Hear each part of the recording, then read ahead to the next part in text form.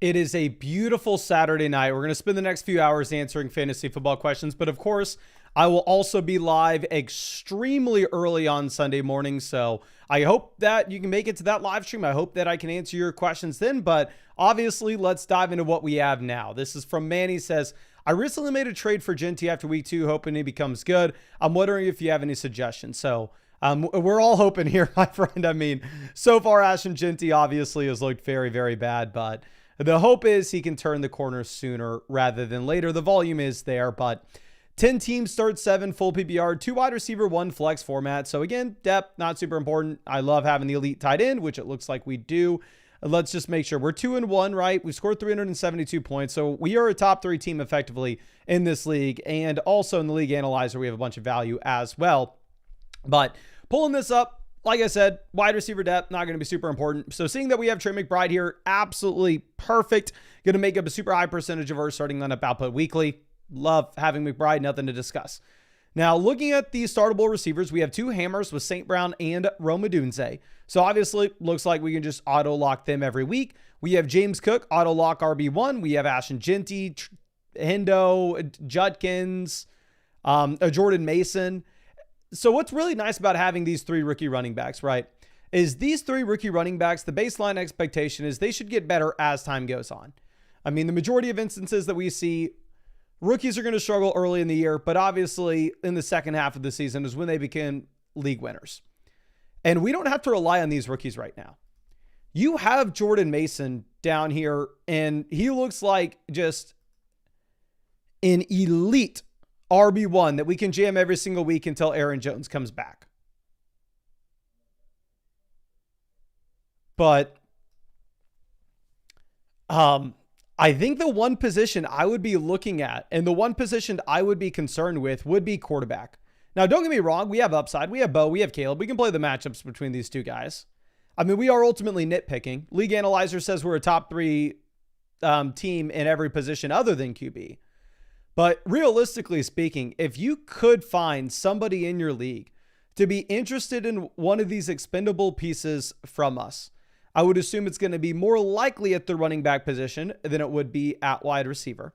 If we can find somebody that's looking at what you have with Caleb Williams, thinking that Caleb all of a sudden is just an auto start every single week because he had a great matchup against the Dallas Cowboys last week and performed very well, then at that point, I would love to try to send them Caleb Williams and Ashton Jeanty for Bo Nix. I'm sorry, not for Bo Nix, sorry. For Lamar Jackson. If they would rather have Bo Nix, give him Bo Nix. It's not even just a Jeanty thing. I mean, obviously, I would say the same thing about Rome Odunze even, because now that Godwin's back and Xavier Worthy's back as well, I mean, I can't exactly tell you when we should expect Worthy and Godwin to become viable plays every single week, but you could put Brian Thomas Jr. at wide receiver 2 and then have the certainty that at least one of Godwin, Xavier Worthy could replace if Brian Thomas Jr. continues to be horrible. But I think the main thing that we're looking at is trying to trade Jeanty or Rome. Obviously, if somebody would rather have Judkins than Jeanty, I'd way rather sell them Judkins. But sell one of those expendable assets with Bo Nix, with Caleb Williams, to try to get to the true elite level QBs. But I really appreciate you and really hope that I was able to help you out in some way with this, my guy. And yeah, phenomenal team. I wish I had more to say, but I think you're absolutely crushing right now. But let's move this over to our next question. Now, I want to remind everybody, when we hit 100 likes, we're going to give away free questions. I'm going to try to give away a ton of free questions tonight and tomorrow morning. Tomorrow morning, for sure, at the very minimum, you will get your questions answered. We're going to send out a ridiculous amount. But anyway, Jackson says, Yo, Mason, signed up for Underdog today with code FLOCK. Been waiting to see if they... Okay, my guy, you're just gloating here. Literally everybody in this live stream, including myself, signed up with the worst promo a long, long time ago. And for you to get the new one is ridiculous. But congrats, my friend. Obviously, I appreciate you supporting the channel that way. And I will let everybody know as well. I know you probably heard me say it in the live stream yesterday and the video as well. But Underdog is doing the biggest new offer they've ever had, where if you use code FLOCK, after you play your first $5, you're going to get $100 added to your account. And on top of that as well, they have a multitude of other free promos that they are doing this week. Like just going through and looking at what you have the free gimme pick of, let's pull this up. It's ridiculous. The free gimme pick Dak Prescott line, I believe just dropped. I could be wrong with this. Higher or lower half a total yard. They also just dropped the no sweat win or get the bonus funds back. Pick them. So those two tokens should be live now. And also, like I said, I think that there's a free pick as well for the Monday night game, whatever the hell that is. I don't have that off the top of my head, but I'll leave the link to Underdog Fantasy in the description and comment section. And we're also going to be giving out guaranteed free questions to the people who use promo code FLOCK on Underdog. Just make sure you have an account set up with the same email address to flockfantasy.com as your Underdog account. That way we know who to send the free questions to. But let's check this out from Samuel says, I feel like I should try to make some trades, but I'm not sure who to target. Love watching the live streams. Keep up the good work. Really appreciate you, my guy. Let me go ahead and send you over some free questions. And I would say in general, like you should be in a great spot. We're 2-1, 359 points at the very top of the league. We have not only the most value in this league, but the most value by a wide margin as well. The reason for this is you have CMC, you have Amon-Ra St. Brown, both on the same roster. We have the elite ceiling of Jaden Daniels in the long term, Brock Purdy to play in the short term. We have Jordan Mason, locked and loaded RB1. We have Trey Benson, viable depth running back piece. AJ Brown, wide receiver 1, looking questionable. Wide receiver 2 or /3 because you have Rome Odunze. So your wide receiver room is incredible. We're getting Xavier Worthy back. We're a team that's 2-1 where we're at the top of the league in points. So we can afford to focus on a long-term upside. And we have the long-term upside of RJ Harvey and Travis Hunter. Tucker Kraft looks like, a top 5 tight. You are loaded at every single position. It's a 2 wide receiver, 1 flex. So again, depth's not going to be too relevant. But in terms of like the expendable pieces that we have, it's not like we have a bunch of starters right now. I mean, if you could send David Montgomery and Tucker Kraft to get McBride, to get Bowers, we would. Something that you may want to consider on your team, if possible, if we could find like the Kittle team, George Kittle could be a decent addition here if that owner needs some help at running back. Let's go through and let's see if we can find the Kittle team quickly. Yeah, this team has George Kittle. I guess running back, they're okay. But I mean, if there was any world in which you could send like Montgomery for Kittle, we'd go for it because you have the running back production that we can start here anyway. And then we can just bring on the long-term upside of them. I'd still want to keep Tucker Kraft so you can jam in Tucker Kraft over the next few weeks. And then obviously, like I said, like if you could send Montgomery and Kraft to go get Bowers, to go get McBride, I think that would be interesting. But outside of that, you're just going to continue to accrue a lot of value on this team with the rookies, with Xavier Worthy coming back. And you're number 1 in this league by a wide margin. So I don't think there's much to discuss here, to be honest with you. Like, you have an incredible team. I wish I had more for you, my friend. But to be completely honest with you, I would kill to have a team like yours. My team's 3-0, not 2-1, but we are a lucky 3-0 compared to yours. Now, let's move this over to our next one. It's going to be from BD Trades. I'm sorry, Trades, give me 1 second because it does look like we got to send out some free questions in the chat. So I'm getting all I got to do to qualify for the free questions. We're going to give them away every single day in the live stream.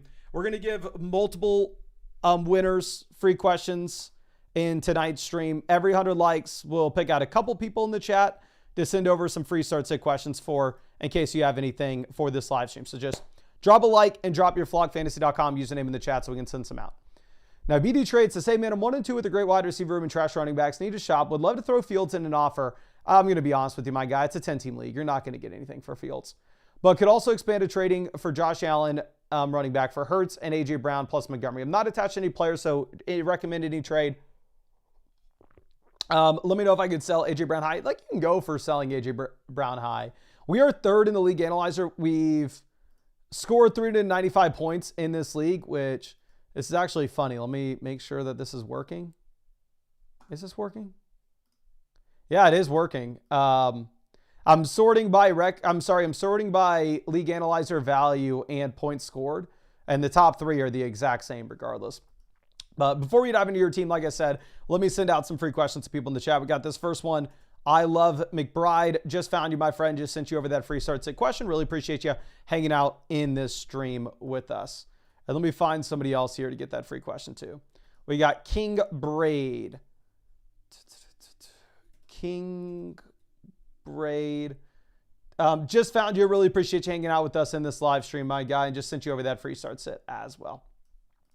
But anyway, let's get this back to BD Trades. BD Trades, let me make sure I sent you over. Yeah, let me send you over some free questions to make sure that if you have anything that you want to follow up, I'd be happy to take a look at it. Here's the thing. Start 8 format so you can get 4 wide receivers into your lineup weekly. So we have Neighbors, Jettas. Neighbors wide receiver 1, great.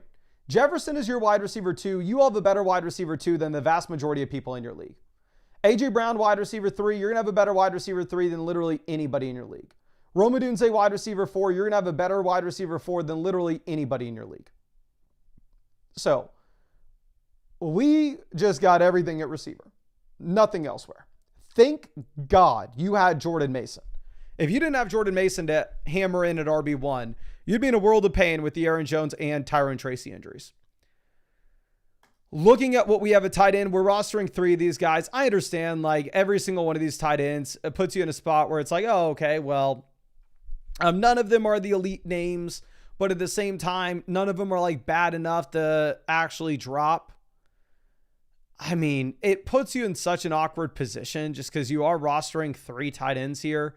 And again, I think we should be optimizing preferably for running backs down on the bench so you can try to find your next Jordan Mason.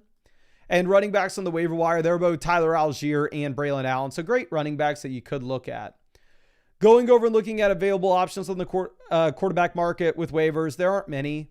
So, I mean, maybe you could go ahead and maybe you could look to try to send Justin Fields and a running back like David Montgomery, if you're going to sell David Montgomery high, to get into a running back range as somebody that we're confident starting through the rest of the year. Like if you can get over to somebody like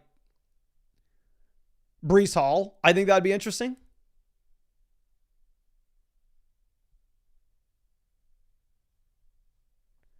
But it's just much easier said than done. Like what teams here could use Fields? Like this team with Bo Nix, I guess they could. Like if you could go Fields and Montgomery for Amari and Hampton, but they're still probably starting Bo over Fields. They're not going to pay for a backup quarterback. That team is Baker and Caleb. They're not trading for him. This team lost Burrow. You could try going like Justin Fields and Byshell Tuden for Trevion Henderson or Judkins. This team is Herbert. They're fine. This team is Allen. They're fine. This team is Mahomes and Goff. This team is Lamar, Daniel Jones. This team is Jaden Daniels. I guess this team is Love and Stroud. And yeah, that's the player that we mentioned previously, potentially trying to trade for, is Breece Hall. So maybe that one is on the table. But I would just ride this out as is. I know it's crazy that we have like Garrett Wilson on our bench with this team. And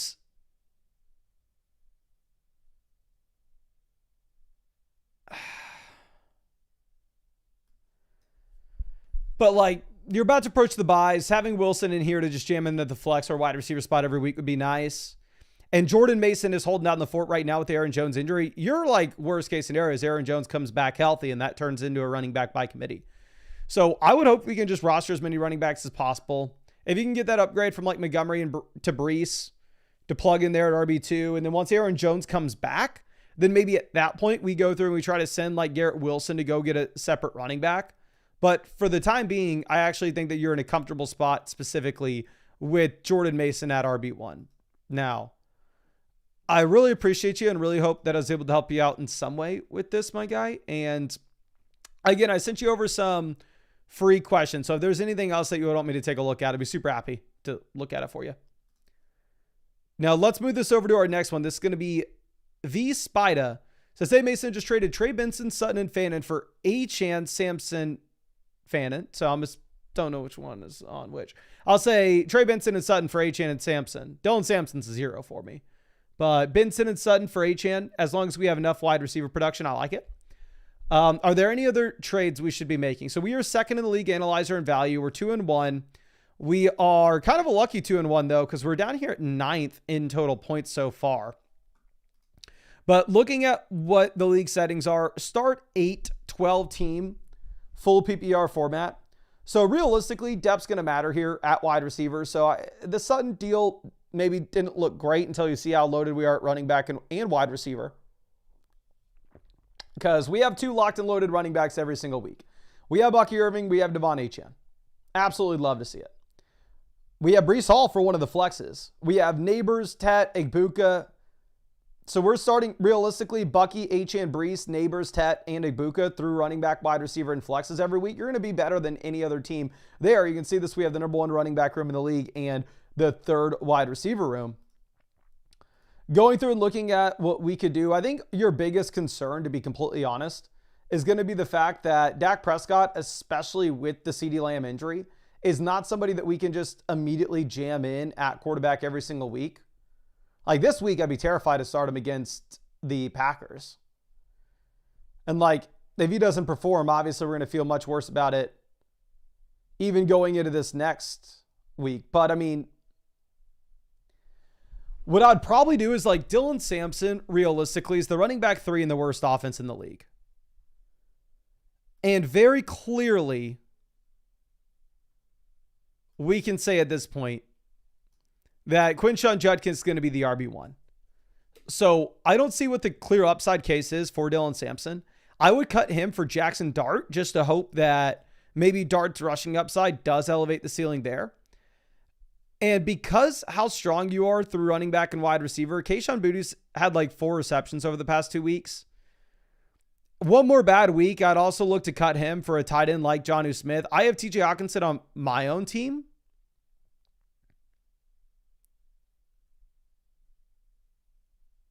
But realistically, we can't know for sure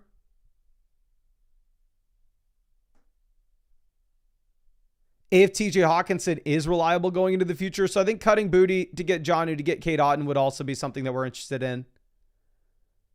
But main thing being probably going ahead, dropping Dylan Sampson, picking up Jackson Dart, maybe dropping Kayshon Boutte.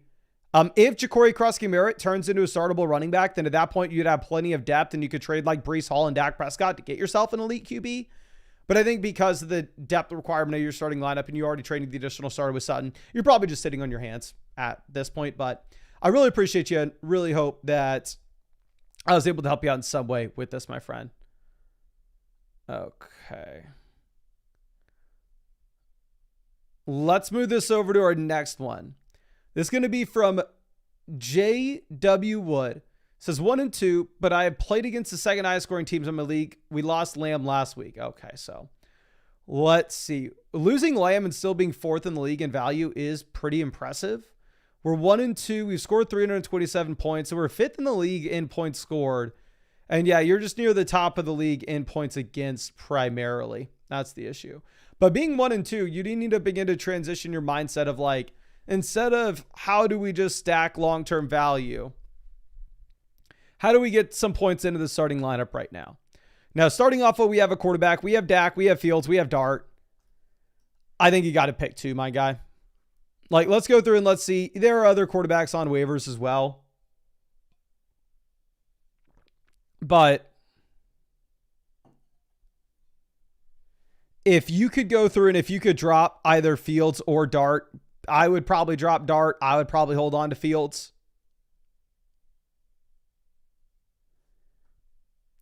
I think that there are quality options on waivers. Like Byshell Tuden specifically, injury away from turning into an every week starter. Calvin Ridley, maybe just maybe this 3 weeks of him not scoring 10 fantasy points is a fluke off a small sample and he's not the worst wide receiver in the NFL.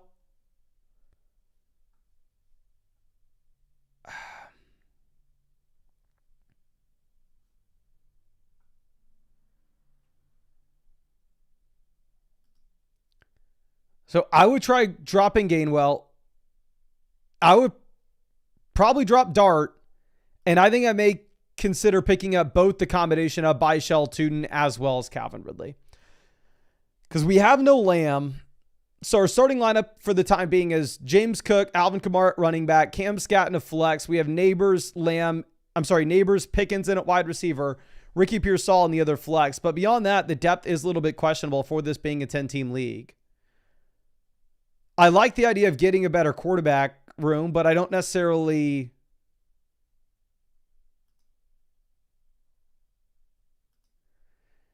know if we're in a spot where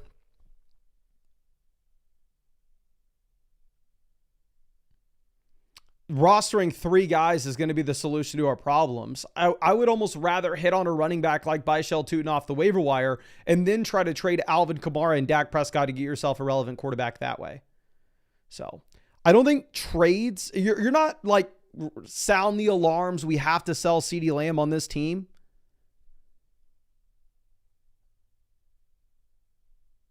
If you fall to 1-3, then maybe at that point it is time to sound the alarms and sell Lamb.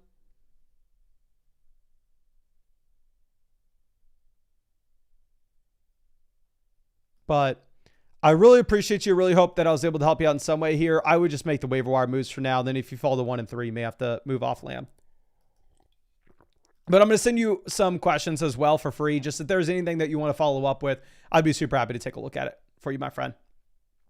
Okay. Now let's go ahead and let's send out some more free questions. So if you have not done so already, please go down there, drop a like on the stream, and drop your flockfantasy.com username in the chat so we can send some free questions out. Now, let's move this next team over to BHZ. It says 0-3 with 500 points. Okay, it's a super flex league. Not as insane.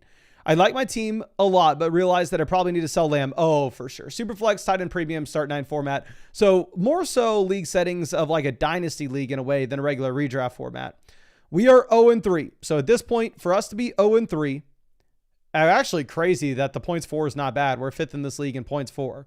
But it doesn't matter. You're an unlucky 0-3, and you find yourself in this spot, and we have to adapt, and we have to sell future value to get some points in the lineup right now. But let me send out some free questions real quick to people in the chat. Let's first send one out to Thacken. So just sent you over a free start sit. Really appreciate you hanging out with us in this live stream, my friend. And let's send this over one to Official Making. Just sent that over your way. Really appreciate you hanging out with us in these streams as well. But let's move this back. So let's look at what our starting lineup is at the moment. Starting lineup at the moment, quarterback, we have Daniels as well as Caleb Williams. You would hope that Jaden Daniels is coming back sooner rather than later. Second straight week that he's missing. He's saying that he's good to go, but like if you knew Daniels was going to be out for another month, then at that point you would for sure look to sell Jaden Daniels on an 0-3 team. But I can't tell you like, oh, we got to sell Jaden Daniels in the super flex spot, especially if you have Mariota as well. I mean, at least you have the backfill option. Going over and looking at what we have at running back, we are currently sitting with the combo of Josh Jacobs, Breece Hall, solid RBs that we can put in the lineup right now. We have RJ Harvey, Ja'Cory Krosky-Merritt, more so as long-term pieces. It's a start 9 super flex, so in reality, it's more so like a start 8 league. So I would say that you're really only ever starting a total of 4 wide receivers here at the very most, right? And looking at the 4 wide receivers you're starting, because we can't start any of the running backs in the flex right now. We have St. Brown, Olave. Who are your 2 flex plays? Are you putting RJ Harvey and Calvin Austin in the flexes? Are you planning on starting Tyquan Thornton this week? Was Xavier Worthy back? You can't do that. Not on an 0-3 team. Options on waivers are non-existent. Your league mates look like they know what they're doing in that regard. I hate to tell you this, my friend, but you have no option. You have to sell CeeDee Lamb. And the very clear play is like on an 0-3 team where RJ Harvey obviously still has a tremendous amount of long-term upside, but he's not really doing much for you in the short term. You got to package together RJ Harvey and CeeDee Lamb and just get to a wide receiver that's like in a similar range but healthy. Get to like obviously Jefferson, Chase, Nico. They're not to the same level as Lamb, but that's why they're going to be obtainable. Like, you got to sell RJ Harvey and CeeDee Lamb to get to Jefferson, to get to Chase, to get to Nico Collins, to get to Amon-Ra St. Brown. You already have St. Brown, but you know the point. I think the worst wide receiver that I'd sell Lamb straight up for, like A.J. Brown, Drake London. But if you can put A.J. Brown in your starting lineup over the next 4 weeks instead of Tyquan Thornton, probably is something that we need to strongly consider with the fact that we are currently sitting at 0-3, even if we're an unlucky 0-3. But I really appreciate you. And really hope that I was able to help you out in some way. Let me send you over some free questions here, my guy. And for what we were doing starting lineup this week wise, definitely go ahead and definitely start Marcus Mariota over Aaron Rodgers. But let me move this over to our next question. This one's going to be coming out from Globes to the Dome. Says 0-3. Trying to get McBride and Golden for Benson and Pearsall. 0-3. I would say Golden's not a super compelling player for us. The reason being is I would say any rookie that's not producing right now, even if they look like they're about to be a big breakout, probably just have to be a little bit hesitant in valuing, because even if their big breakout comes, but it's just 3-4 weeks from now. I'm sorry, we're 0-3. We're 3-0. I can't read. I apologize. 3-0. Yes, we want to be targeting those rookies that could see the big breakout soon. But let's go ahead and let's pull this up. Again, really appreciate you, and really sorry that I'm an idiot and I can't read. Now, this is a league in which you start 2 wide receivers, I believe a singular flex. Yes, a singular flex. So the elite tight end's going to make up a big difference. The elite quarterback's going to make up a big difference, but you are absolutely dominant here. We have 2 locked and loaded RB1s every single week. We have Jahmyr Gibbs. We have Devon Achane. So looking at what we have beyond this, like Jacobs RB3 is incredible. We have the best RB2 in this league and the best flex play in this league, essentially. Going down to the bench, you can drop Brooks. Like, realistically, we don't know what the ceiling would be, even if you were to get that Jacobs injury. Like, if you have a running back out there like Tyler Algier, Braylon Allen on your waiver wire, I would be much more interested in that. Okay. Now, let's move this over to our next position. This one's going to be wide receiver. We have Adams, Tet, and then down on the bench, Ricky Pearsall, Alec Manor. So, like, I understand, and I'd agree that Ricky Pearsall is expendable. In general, if we find ourselves in a position where you only start 2 receivers in a flex, and you have 2 very exciting starts on your bench, both with the combo of Benson and Pearsall, where possible, we should be trying to go ahead, try to send one of these expendable pieces to get an upgrade to an elite onesie. Now, I would say in general, you're probably not going to be able to sell both of them or get away with that, because, like, let's just go. If you get Golden back, never mind, it's fine. Like, I would agree that trade to go and get Trey McBride would be great. Now, I'd clearly prefer sending like Hunter Henry and Trey Benson, Hunter Henry and Ricky Pearsall to get to Trey McBride, Brock Bowers. But if we need to send the 2 skill positional players together, it's not the end of the world. I would also look at the elite quarterbacks. While I understand that Justin Herbert's been phenomenal and there's a chance that he keeps this up, the issue is you don't see the same type of rushing ceiling that you're going to get from Allen, the same type of rushing ceiling that you're going to get from Lamar. So if you could go through and if you could send like Ricky Pearsall and Justin Herbert to get to one of those true elite level QBs, I would be very interested in that.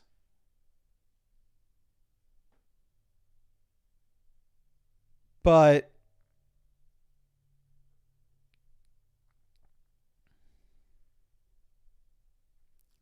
See if there's anything else that I have for you. I mean, what you can also consider, right, is I know the first thing that we want to do is we want to see if we can sell like the expendable pieces that are actually on our bench. So let's sell like Ricky Pearsall. But if we can see that we have Benson and Pearsall, what it means is, it means maybe that flex of Josh Jacobs is expendable. Where if like selling Jacobs and Hunter Henry gets us to Trey McBride, the gap between McBride and Hunter Henry may be larger than the gap between like Josh Jacobs and Trey Benson, or Josh Jacobs and Ricky Pearsall.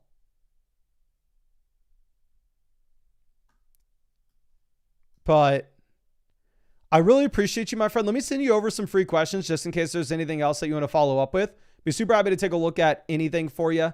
And again, thank you so much for being a member of the flock, my friend. But let's move this over to our next question here. This next one's going to be from Garrett Marr. Says, I have a massive studs and duds team, went all in on the studs, and it looks like the depth actually matters in this format. This is going to be a 12-team start 9 Superflex league. Now, with that being said, it's really like a start 8 format. If it was a 1 quarterback format, like you're starting up to 4 wide receivers here weekly. Okay. This is a deep league, and I'm wondering if I should hold here and hope that I have enough depth to trade one of my studs for depth. Heroes do win chips, though, and I'm 3-0. If you're 3-0, that gives us a lot of leeway. Because even if you're going through and even if you're putting in some garbage players into your flex spots right now, you give yourself a good shot to hit on somebody over the next 3 weeks off waivers. So going over and looking at what we have when it comes to our value on this team, I would ignore what the value is overall, but I would look at the skill positions. We are the 5th team in the league analyzer. I think, are we a lucky 3-0? 467 knows we're top 3 in the league in points scored. This is very, so you have CMC and you have St. Brown. How we've been starting Carson Wentz and Marcus Mariota and we're 3-0. How? You've been bullied. Yeah, we are least against in this league in fantasy points. So you have been blessed by the fantasy football gods, my friend. And you've been given the ability to mess this up over and over and over again. It's not going to matter. And I'm not saying that in a mean way. Like, I'm just saying that you do not need to panic. Like, you have clear issues with Dylan Sampson being our RB3, Alec Galemanor being our wide receiver 3. But we have time to figure them out. So I would say the first thing is skimming through waivers. Braylon Allen's probably somebody you got to pick up. Like, I don't see a world in which you ever start Torrey Horton. So I would go ahead. I would drop Torrey Horton. I'd pick up Braylon Allen. Going and looking at what we have at wide receiver on waivers, like you have Rashad Bateman, who obviously is interesting. Maybe going through and maybe dropping like Loveland for Bateman if you got desperate enough would be understandable based off us having Hunter Henry and Dalton Kincaid and it not looking like Loveland is going to hit our starting lineup anytime soon, which pains me. I'm really rooting for London, to be honest. I drafted a bunch in best ball leagues, but it's not looking good right now. Quarterback, obviously not great. We're dead last in this league in QB value, but at least we get Brock Purdy back now. I would start Purdy and Marcus Mariota this week. Then I'd start CMC and Swift, wide receiver St. Brown, Jefferson. Our 2 flexes, you're going like Alec Galemanor or Cedric Tillman. And then, or you could, instead of starting Tillman, start both tight ends, start Hunter Henry and Kincaid. So here's the thing. Your flexes are crap, right?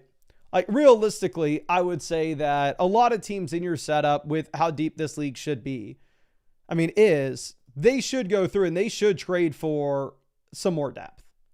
Whether that's sending St. Brown and getting Rome Odunze and a quality running back in return, or whether that's us down tiering from Jefferson to like AJ Brown and getting a quality QB upgrade. However, I don't know if we really should be wanting to do that because you are 3-0. So you can give yourself the chance of hitting on guys like Jaden Higgins, like Braylon Allen off waivers. So I'm not making any trades right now until we start losing games. If our depth becomes such a problem that we drop the next 2 weeks and we fall to 3-2, and then DeAndre Swift's no longer viable as our running back 2, then maybe at that point, yeah, let's down tier from one of the wide receivers. Don't down tier from CMC, I'll say that. But you're down tier from one of the receivers. But while DeAndre Swift's still startable at RB2, and while you have the luxury of time to be able to try to hit on somebody like Braylon Allen off waivers, like you hit on the next Jordan Mason, GG, your league mates, you've won. So I wouldn't sell studs for depth just yet. Clearly this is working for you. We're not even at the buys. I would really just consider dropping like Torrey Horton for Braylon Allen, and then obviously just grind out that waiver wire. But congrats on being 3-0, even if it is maybe a little bit of a lucky 3-0. Let me send you over some free questions, my friend, just in case if there's anything else that you want to follow up with. I'd be super happy to take a look at it for you. But let's go ahead and let's send out some free questions. Looks like we just hit 300 likes on the stream. And yeah, just drop your flockfantasy.com username in the chat and drop a like on the stream, and we'll send out a couple of people some free questions. Okay, so let's move this over to our next one. This is going to be from Will Jackson. It says, I've been a bit unlucky with start sits week 2 and Saquon's performance last week. So we're now 1-2. Coker's on the IR, trying to upgrade at least one position in the starting lineup. Would love some feedback on the entire team, though. Thanks. Thank you, my guy. So we are Saquon D's nuts. I don't see us in the league yet. Where are we? Saquon. Did we? Okay, here we are 6th in the league analyzer. We are 1-2. We've scored the 4th most points in this league, though, so it looks like we're an unlucky 1-2. But real quick, let me send out some free questions to people in the chat, my friend, before we get to this. Damp Gazebo, I tried finding you, but it looks like you're not on my users page. I don't know if you used code FLOCK when you signed up. If you didn't use code FLOCK, you can add it to your account page. That way, next time I can find you when I look this up. Don't wish I die, girl. Same exact thing I'm going to tell you. Depressed Gators fan. Just found you and just sent you over a free start sit question. Really appreciate you hanging out with us in this live stream.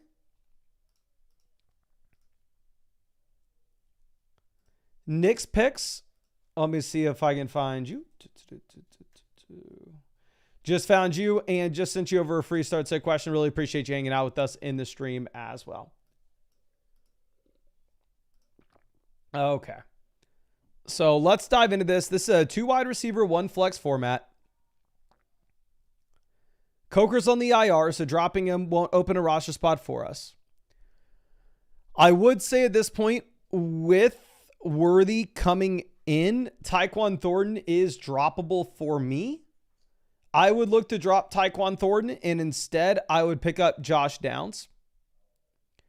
It's a league in which you start 2 receivers in a flex, so the depth's not going to matter much. So I absolutely love having the elite quarterback, love having the elite tight end here with Lamar and McBride. They'll make up pretty high percentage of our starting lineup output weekly. Going over and looking at what we have at running back, we have Barkley, Javonte to jam in. Wide receiver, Pearsall, and I would start Waddle over Worthy this week. And then I'd start Jalen Waddle in the flex. And then you have the long-term upside of Trevion Henderson, long-term upside of Xavier Worthy. Wide receiver obviously is questionable, as well as running back. I'm not making any trades with this team right now. I think that there is a chance that we want to be selling one of the running backs. The way that we would want to do that is if we end up getting Trevion Henderson breaking out. Because if Hendo breaks out, then it'll put you in a position in which we don't particularly need Jalen Warren, because we can just jam Henderson in the flex. And then at that point, it would be very interesting to see if we could trade Jalen Warren and like Jalen Waddle for a better wide receiver 2, or Ricky Pearsall and Jalen Warren for a better wide receiver 1. But we don't want to do that as of now, just because it's not like Worthy or Henderson's a super confident flex play for us at the moment. So I think you want to leave this as is for now. But if we do get that Henderson breakout, especially if either Worthy or Aoman are turned into somebody that we can start with confidence, then later on we could go ahead and we could upgrade out wide receiver. We could afford it. But I really appreciate you and really hope that I was able to help you out in some way with this, my friend. Let me send you over some free questions as well, just to make sure that you are good to go if there's anything that you want to follow up with. But really appreciate you and really hope I was able to help you out, my friend. Okay. Nathan says, can I save my start sit question or do I have to use it now? So if you get a free start sit question, either by winning one on the live stream, getting a season pass with code FLOCK, or signing up to Underdog with code FLOCK, a bunch of different ways, obviously, you can get those free question vouchers.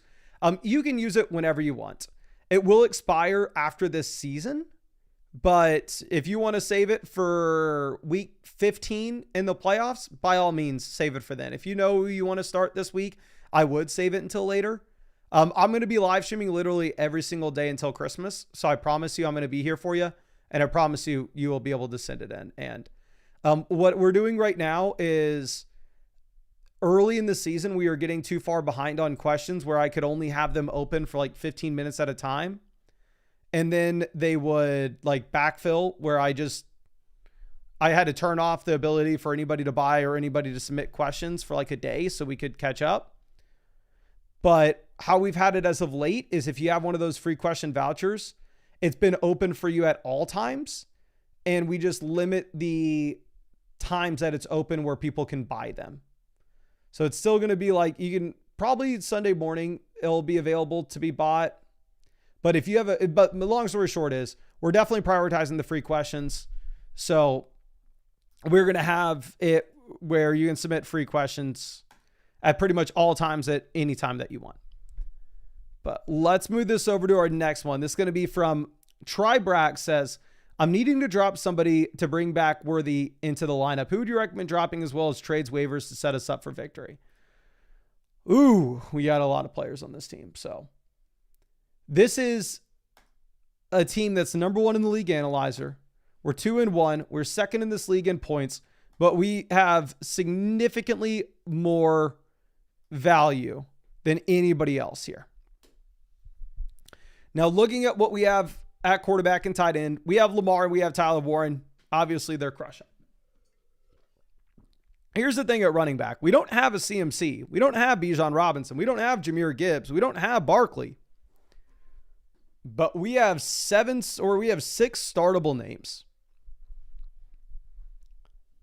Wide receiver, you have 4 startable names. I guess the Evans injury hurts a bit, but you have Puka and Amon-Ra St. Brown. You have the wide receiver 1, wide receiver 2 combo that we can start all year. And then we have Hampton, Jordan Mason, Jeanty in a flex spot, Trey Benson in the other flex spot, and then Xavier Worthy coming back, Henderson hopefully breaking out. Here's the thing I would look to do. It's a 10-team format, so it's going to be hard to find too many people that need help with the depth of it. But if we could find somebody that has a top end stud, but not much depth, like this would be a perfect team to trade with if you possibly could. This team has Bijan and Jonathan Taylor, but their running back 3 is Will Shipley.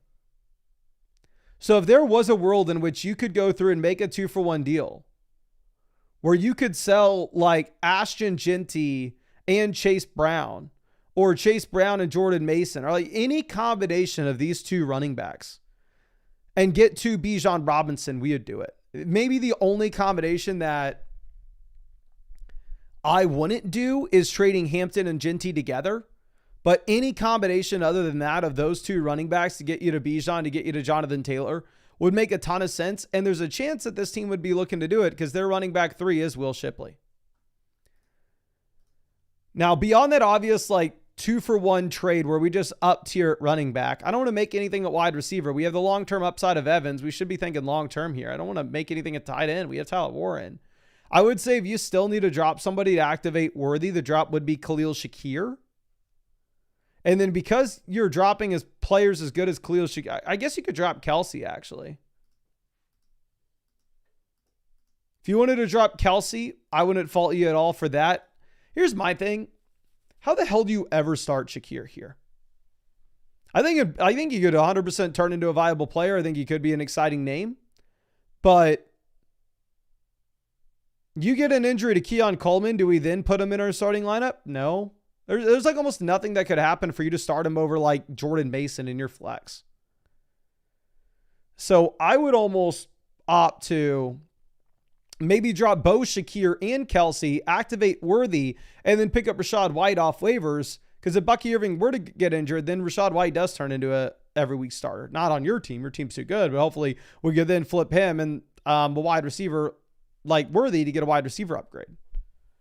But phenomenal team. The only thing that you clearly need to do here is a 2-for-1 deal, selling one of the running back depth pieces, whether that's running back to get into an upper tier name, whether that's running back Xavier Worthy to get to a better wide receiver. By all means, go for it. And then Kelsey would be your first drop. Shakir would be your second drop. And it would be worth considering picking up Rachaad White. Now, I really appreciate you and really hope that I was able to help you out in some way with this, my friend. And I'm going to send you over some free questions. That way, if there's anything else that you want me to follow up on or anything else that you were going to ask, I'd be super happy to take a look at it for you. But we just sent you over those free questions. And it looks like we also just hit 400 likes on the stream. So let me send out some free questions to people in the chat as well. Again, we stream every single day. The vast majority of questions that we answer in these live streams are the free ones. All you got to do to qualify for those free questions will be drop a like on the live stream, be subscribed to the channel, and then drop your flockfantasy.com username in the chat. And we'll pick a couple of y'all to send free questions to.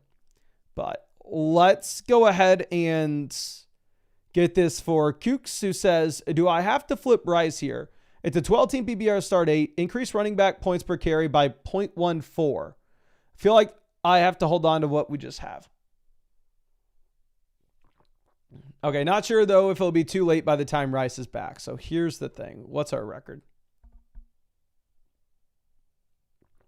So we play against the league median. And we are 1-5. So if we're 1-5, essentially that is almost equivalent to being 0-3. So I'm sorry, Chief, you're probably going to have to sell Rashee Rice. Now, we'll obviously take a deep look at your team, but first let me send out some free questions to people in the chat. Let's send this over to Dixie Normus. Appreciate you always hanging out with us in the live stream, and just sent you over that free start sit question.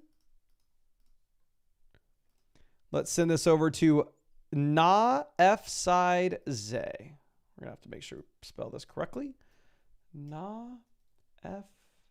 Just found you, my friend, and just sent you over that free start sit question. Really appreciate you hanging out with us in the live stream as well. Okay. Now, this is a league in which you got to start 4 wide receivers weekly, or like obviously you can start up to a total of 6 combined running backs and receivers. The thing is, not only do you have no Rice, but you just lost Terry McLaurin as well. Trevion Henderson isn't startable either. Your starting lineup this week is Jeanty, Pollard, JSN, Brian Thomas, Pearsall, and then maybe either A.O. Manor or Hendo, and we have a garbage tight end and garbage quarterback room. Maybe garbage is too harsh of a word for it, but not great either spot. So I'm sorry, Chief, but yeah, you're going to sell Rashee Rice.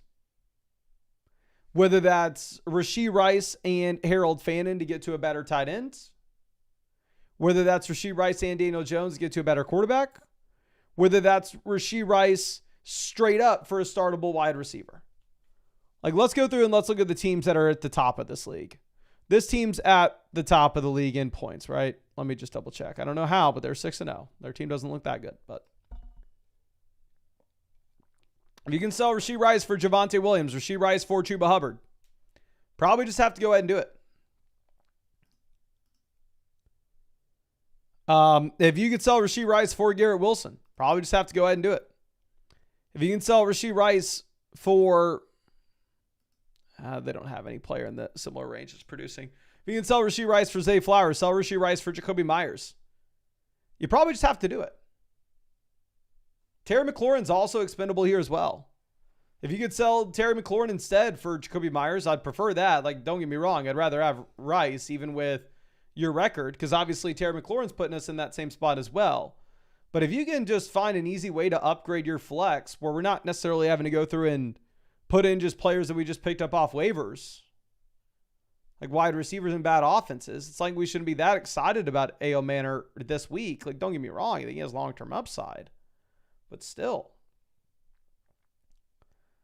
But I really appreciate you and really hope I was able to help you out in some way with this, my friend. I'm going to go ahead and send you over some free questions just in case there's anything that you would want me to follow up with here. I'd be super happy to take a look at it for you. And again, thank you so much for everything, my guy. Okay, so let's move this over to our next question. It's going to be the Boucher Way. It says, wasn't sure who to put in the flex. All right, we'll go ahead and we'll check that out for you, my friend, and we'll look at other things as well. We are 3-0. We are third in this league in total points. We are third in the league in the standings as well. There are 3-0 teams, which is very interesting.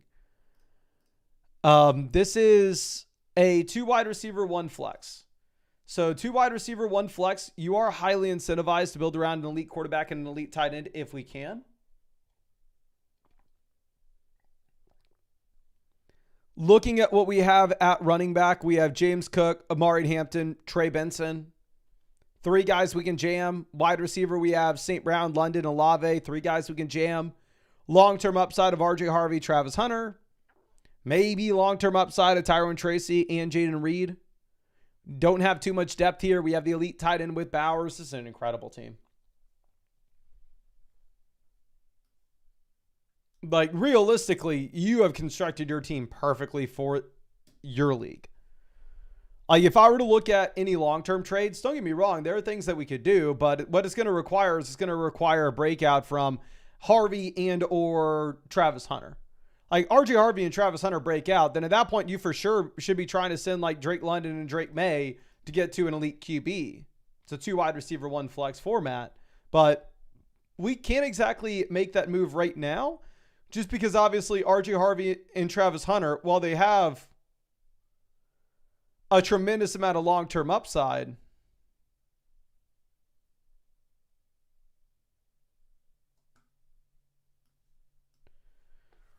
like they're not necessarily trustworthy pieces in the short term. And you're 3-0, so you can afford to just sit here and wait for their long-term upside.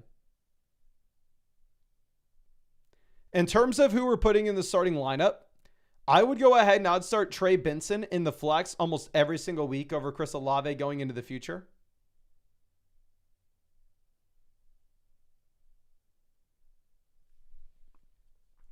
People in the chat are shocked that you are second in the league in value.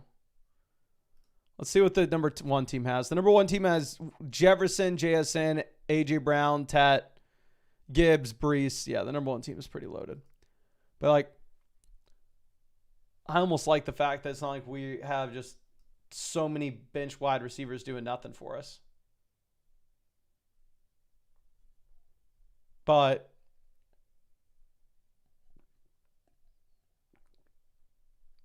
I would just go ahead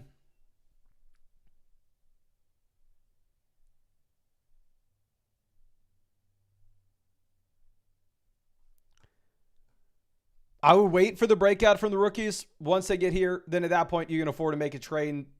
One of the other wide receivers or running backs like Benson, London become expendable, and we can get an upgraded quarterback. But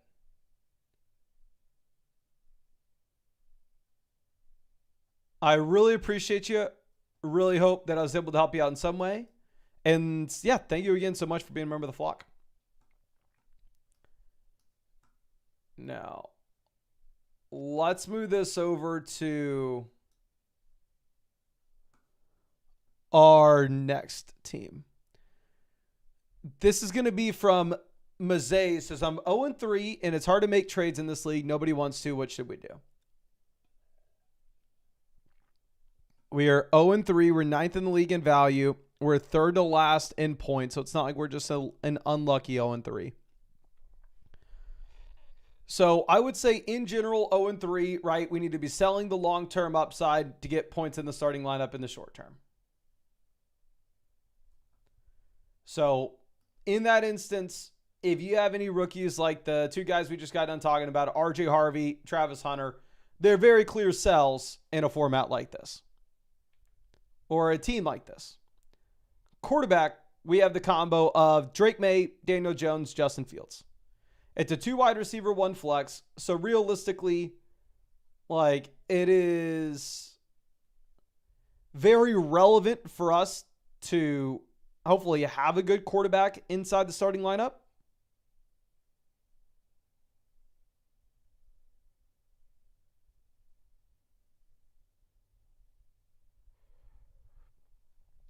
Looking at what we have at running back, we have the combination of Achane, Trey Benson.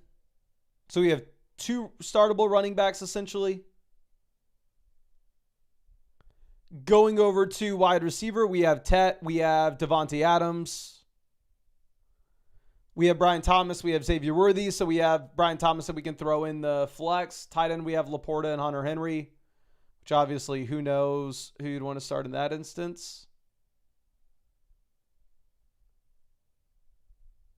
I'm sorry, I'm stalling. I'm just trying to figure out what the hell I should tell you to do because realistically, I don't really see anything here.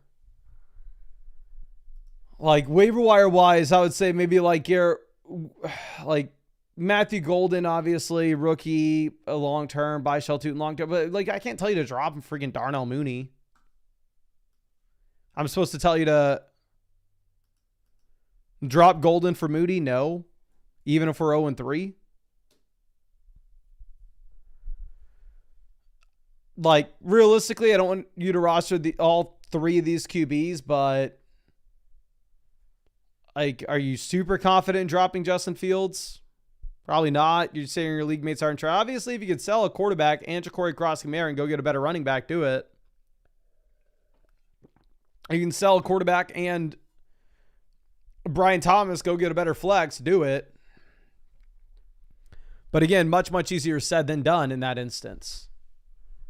So I would try to sell them. And if not, like you could throw a Hail Mary. And if Bijan gets injured this week, if Brees gets injured this week, one of Tyler Algier, Braylon Allen could turn into a league winner.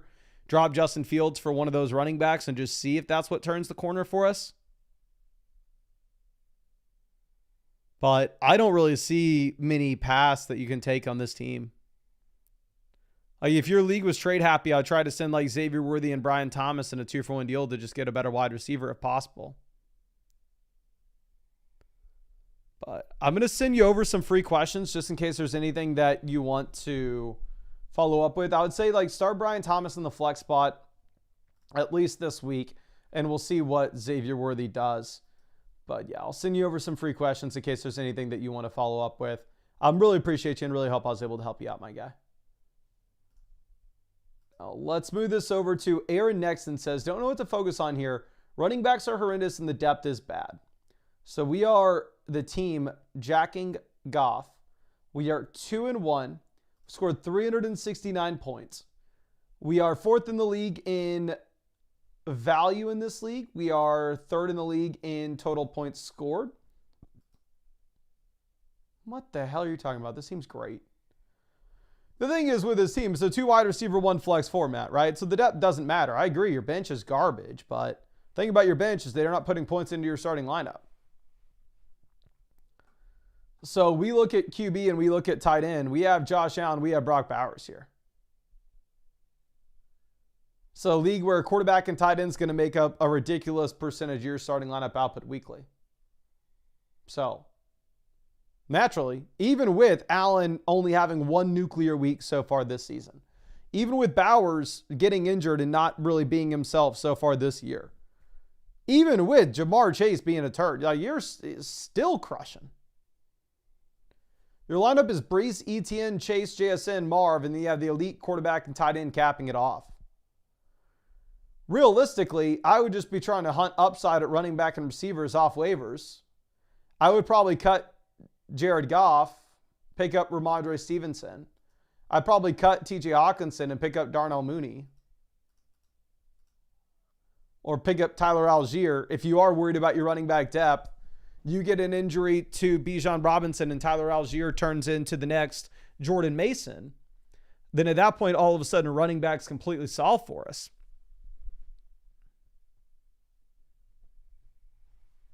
So yeah, I would not stress at all. I think that you're in a very, very good situation. And really the only thing that I would look at doing is maybe not roster a backup quarterback and backup tight end. I wish I had something for you here. Can y'all please in the chat come up? Do you have any suggestions on a team like this? If it was a league that was a double flex format, I'd be like, man, yeah, I really don't want to start Pacheco. I really don't want to start Elikeo Manor. We're not even in the buys. Double flex format, hell, I'd be about trading Brock Bowers to go get a running back or to go get a wide receiver. Honestly, it wouldn't matter in that instance. But in this instance,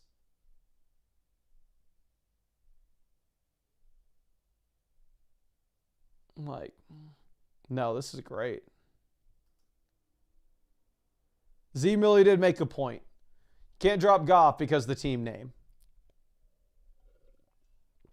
We can't drop Goff because the team name. Then maybe we go ahead and we just drop Hawk and pick up Ramondre. Jay says trade Hawk for a running back upgrade. I mean, yeah, obviously I would try trading TJ Hawkinson for an RB upgrade. Here's just the thing. It's a 10-team league. If we're going to be honest with each other, I don't know if it's possible for us to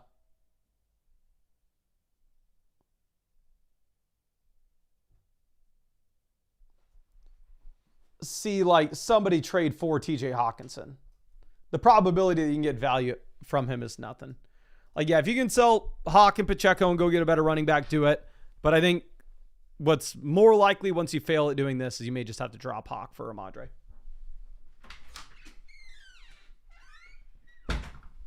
But I really appreciate you. And I really hope I was able to help you out in some way with this, my friend.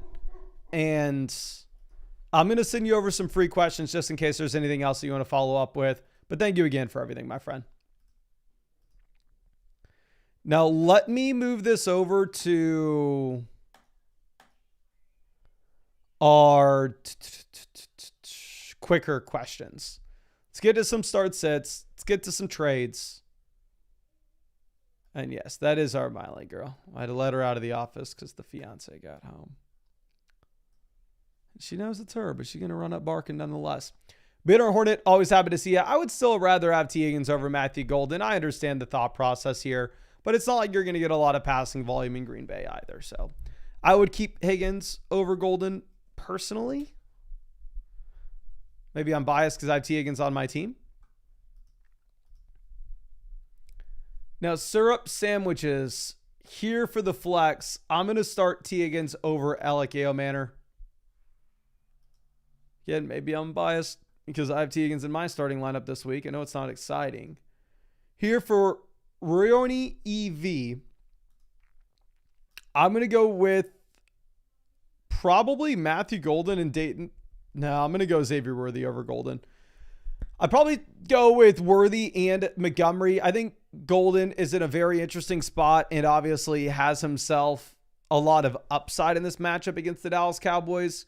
But again, when it comes to the rookie wide receivers, we're not getting extra points for starting them the week that they break out. Okay, Niche Taylor trading Jordan Mason and J-Mo for Rashee Rice. Leftover running back would be starting Gibbs and Chase Brown. Wide receiver Nico and Tet. And then in the flexes, Wilson, Brian Thomas. And in the long term, obviously, we get Rice in.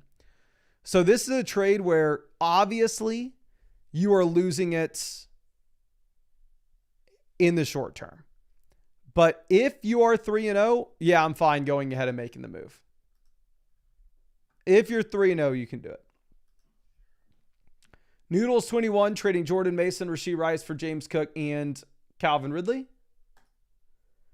Right now at running back, we're starting Jordan Mason, Kyron. Wide receiver, we have Chase, Sutton, and that's about it.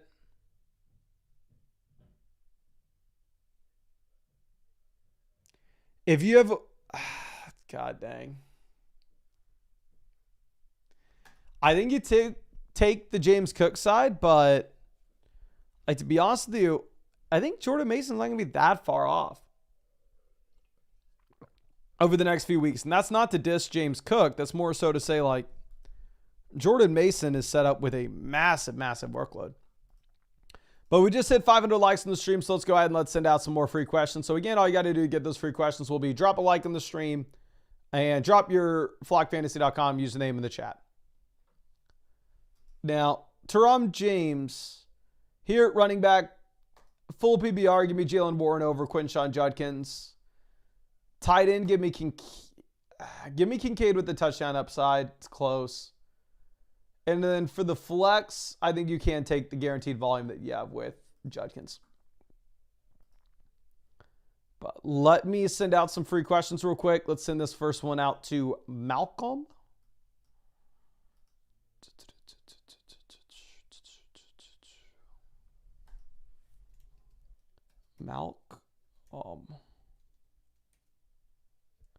I cannot find you, my friend. I don't know if you set up your account with code FLOCK. You can add it to your account page if you haven't. Let me see if I can refresh and see you. No, yeah, you're not there. Let's move on to the next one. Sean Don Juan.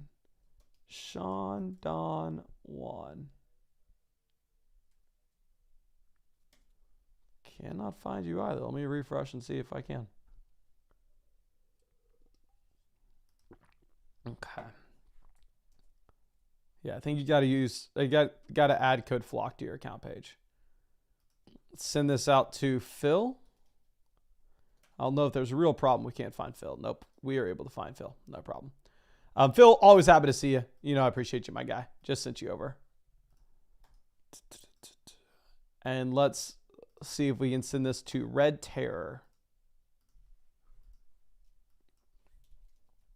Red Terror. Just sent you that question. Really appreciate you hanging out with us, my guy.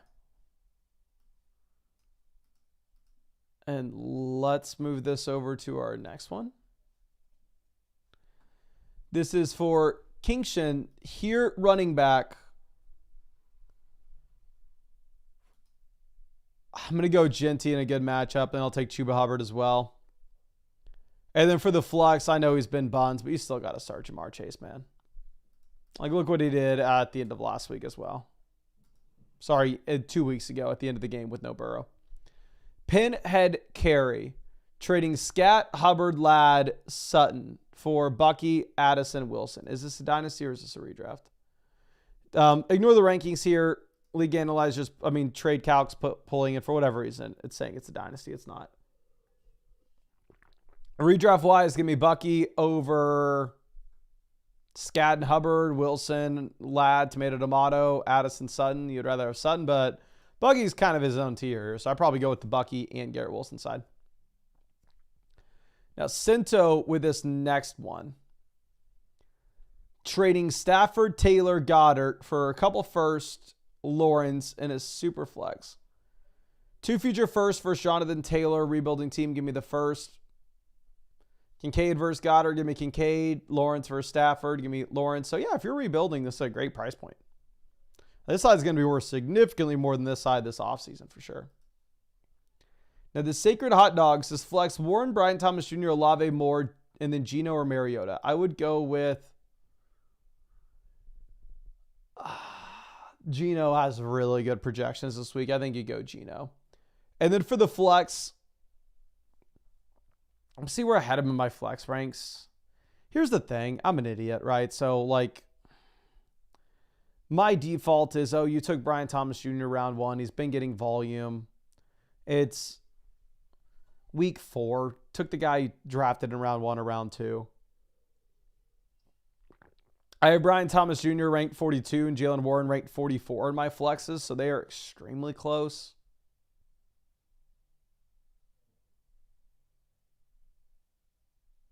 I would probably go Brian Thomas here.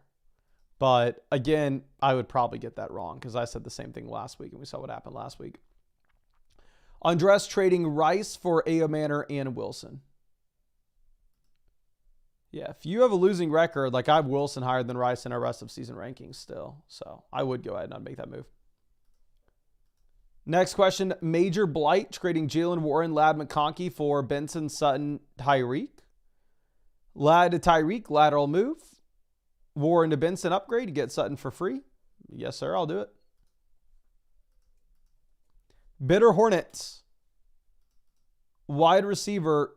Give me JMO over Kirk. And then in the flex spot, you very easily start Chase Brown over Christian Kirk. I know the offensive line in Cincinnati is horrendous, but at least Chase Brown's getting volume. Now, Ryan Van coming through. Running back, we're starting Javonte. And then I don't know if you needed 1 or 2 flex spots.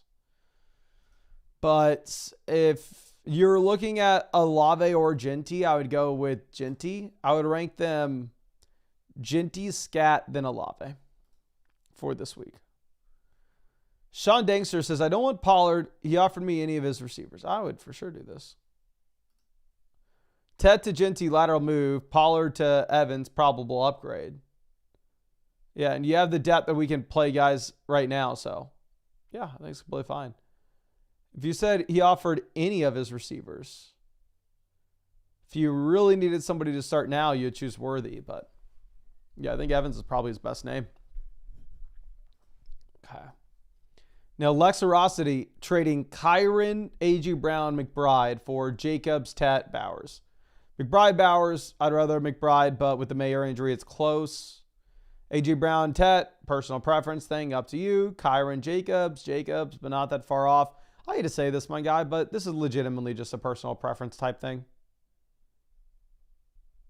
I like legitimately, if this was a trade offer to me, I'd probably just keep whatever side I had. I don't think that there's a clear winner here. Lexerosity with another trade. We need a starting lineup. Here in the flex, it's Darnell Mooney or Travis Hunter. Let me see what the projections are on Underdog for this. I'm assuming they have Mooney higher. It's because, like, Mooney did have 11 targets this past week. Like, I understand, yes, this offense looked like the worst offense in the NFL, but still. Darnell Mooney, higher, lower, 41.5 receiving yards. Travis Hunter, higher, lower, 34.5, which is just unbelievably bad. Like, yeah, the 11 targets, it's better than any week we've seen from Hunter so far. And sportsbooks are saying that the Commanders shouldn't have a problem on offense. I'm sorry, the Falcons shouldn't have a problem against the Commanders on offense this week. Now, DA here for the super flex. I'm going to go Mariota. Actually, no, we go Love. Love is a great matchup. Wide receiver, give me Tyreek. And then in the flex, full PPR format, probably take Ted. Not that easy, though. Now, moving this over to our next one. This is Bitter Hornet trading Higgins for Brian Thomas. Yeah, I would rather have Brian Thomas. I know your other trade that you sent was Matthew Golden. I would rank them Brian Thomas, Higgins, and then Golden. Now, mark a word here. For the flex, best option to get in the lineup would be Golden. But yeah, we're not changing this in any way. And yeah, I'd start Harvey over Corum as well. Let me see what we have at QB. We have Fields. You could consider Fields if it's a 4-point passing touchdown format. But Love, great matchup against Dallas, of course. Okay. Now, Evans submitted a trade. There's nothing on the other side here, my friend, so I'm going to go ahead. I will send you over a free trade voucher if you wanted to resubmit that. Okay, so now our next question will be X Food. Wide receiver, we're going to go with Jacoby in a really good game environment. Tight end, give me Fannin over Gadsden. And then for the flex,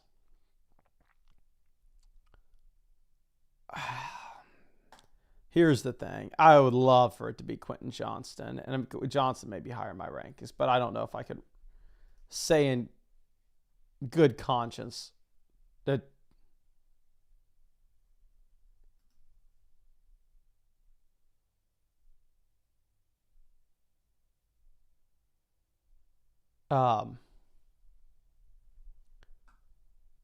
to tell you to start the big Q over Jalen Waddle. I hope I'm wrong.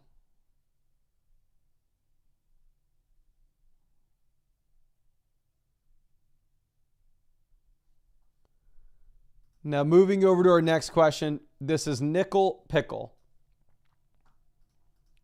Quarterback Fields versus Lawrence. Give me Fields. The 3 flexes, we're going to go Brees, Tet, Debo. I think I'd probably play Debo over Ladd now, considering you have Terry officially missing. Now, major blight with our next one. Running back, give me Jalen Warren over Judkins. Tight end, Njoku over Likely. And then in the flexes, the combo of Judkins and Waddle. Tyrone 14 team, I have no running back 2 in benching Rome or Igbuka.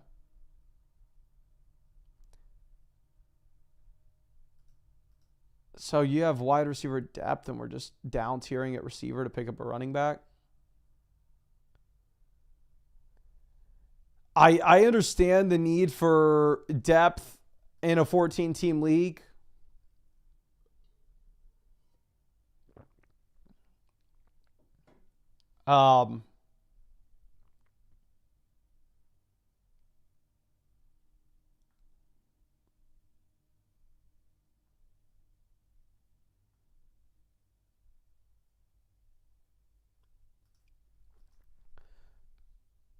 But I don't know, to be honest.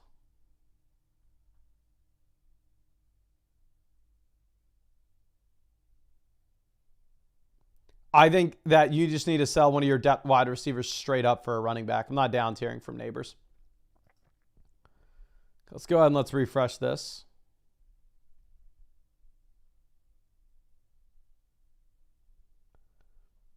Now, this is going to be from Big King 2K.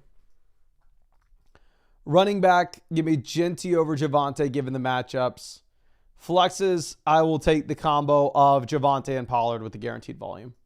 In general, if you get the ability to just play running backs that are at least going to see 10 opportunities and can get up to 25 in your flex spots, even though they're not the best running backs in the world, it's a good idea to get them in. Now, Yardista trading Mason, Nico, A.J. Brown for Bijan, Rice, and Wandale. 10-team, 2 wide receiver, 1 flex. Leftover, we would have Barkley, Bijan at running back, Tet, Debo at receiver. We can throw in like Judd. Yes, you make this move. 100%. Go get Bijan Robinson. 10-team, 2 wide receiver, 1 flex format. Getting the depth. Getting the elite asset like that's a no-brainer. Now, Yonder trading Benson for Hendo. I would still rather have Hendo in the long term. I'd rather have Benson in the short term. Case Stewart, JCM Debo versus Rashee Rice. 14-team league. Wide receiver would be starting Marv, Tet, running back, Bijan, Hampton, and then we'd be stringing along at the flex if Jennings is okay. If you have a winning record, completely fine. Move here. You can go out there and get Rice. Okay. Now, our next question is going to be from Mahays. Quarterback, Fields, May, Daniel Jones. Best of luck, Soldier. I don't know. I wish I could come out here and say with confidence, oh, yeah, this is one of the issues with rostering 3 quarterbacks like this that are all about the same. It's all fun and games till you got to submit your starting lineup, and then it's you kind of do you. Wide receiver, I know we'll start Adams and Tet. Tight ends, I'll probably go Laporta. And then for the flex, I'm going to go with Brian Thomas. And looking at my week 4 QB rankings.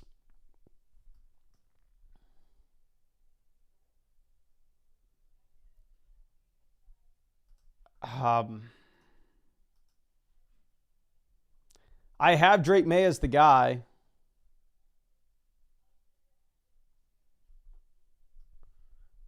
But I don't think it's super, super easy. Now, RH trading Kamara, Pearsall for Derrick Henry. 14-team league, so it's going to be a little bit tougher. But, yeah, you have enough wide receiver production. We'd make this move. Now, Hans Gruden, here at running back. Give me Etienne over Hendo this week. Wide receiver, we're going to play Sutton and Tet, both at wide receiver in the flex. Like the upside case of Henderson in the long run, but I think it would be a stretch to say to play Henderson until we actually see him take over the backfield when you have solid other options like this. Now, M. Hindo trading Montgomery for London. 100% you do this. No question about it. Now, Smug Giggle coming through. Here, I'm assuming you actually only needed 2 flex plays, and this is just how we filled it out. I would play Judkins and Matthew Golden, and then, yeah, play Jake Ferg over, or if you maybe only needed 1 flex, I would go Judkins, then Golden, then Fannin, then Luther Burden. I'd rank it the way that you have it, but definitely play Jake Ferg over Fannin. Okay, so let's move over to our next one. This is L. Jelly E. Povitz. Here, wide receiver. I'm going to go Brian Thomas over DJ Moore and JMO, and then we're going to take Jordan Mason in the flex. 100% you have to play Mason. Not even close. Now, aggressive facts with our next one. For the flex, it's either Addison or Hindo. God, the McLaurin injury sucks on a team that is still waiting on Rice. But I would probably go ahead and I would take Trevion Henderson. Like, the thing is, if Minnesota's not putting up enough points for Jefferson to be viable, I don't have much faith in Addison at the moment. Now, Nate coming through here for the flex. I'm going to go T. Higgins over Ramondre Stevenson easily in a full PPR format. Ramondre could be straight up bench this next week. We don't know. Now, Drake May Lover here at running back. Give me Etienne over Judkins in a PPR league. And then down on the bench, Egbuka is going to be the easy play with no Evans. Okay. Bundy, I'm sorry. You can't purchase any questions at the moment. We're only doing the free questions just so we can catch up on everything. We'll eventually turn the paid questions. I guarantee we will turn the paid questions on at some point during this live stream.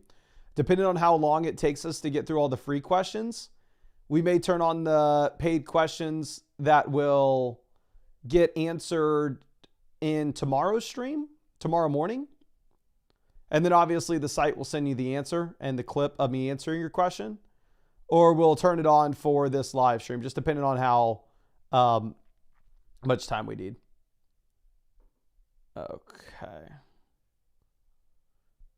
Fratrick, I'd be happy to hear details on what you're saying. But now backmask here, tight ends, Ertz, Pitts, George Kittle. I'm going to go ahead. I'm going to take Kyle Pitts. For the flexes, we're going to go with the combo of, oh, dear God. You have to bench one of Tyreek, Myers, Sutton. All 3, I think, are about to crush.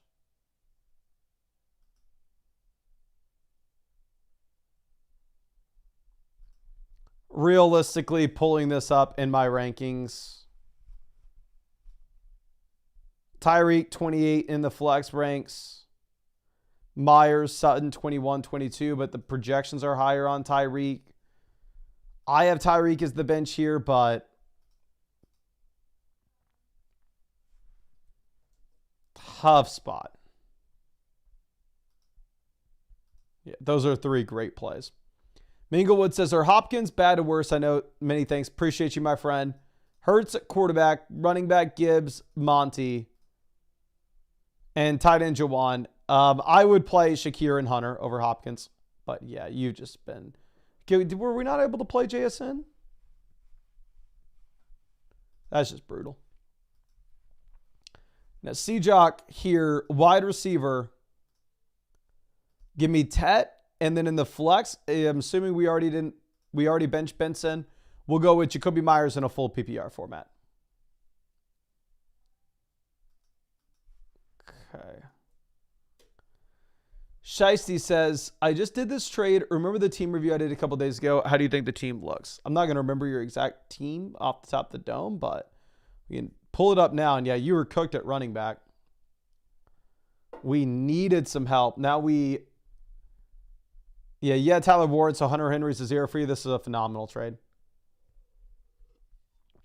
All this trade essentially is you traded Rashee Rice for Kyron Williams, where we had no running back too. So Love the team is much, much better now, my friend. And yeah, I feel like you probably needed to make that trade. Makes a ton of sense for you. But let's move this over to Liangster. Start, sit, running back. We're going to go James Cook and Judkins over Hendo. I'd rather have Hendo in the long term, though. Wide receiver, Ladd, and then we will go Hendo in the flex with no Lamb. TFSE Rob, always happy to see you. Let me make sure that you have another free start set question if you have another team you want me to look at. So I was trying to pick between K-Will, Amari and Hampton. Oh, dear God, you had some good options. Projections are much higher on Tet than Igbuka this week, but that's where one of the spots where I do think that the projections may be wrong with no Evans. I'm going to go ahead and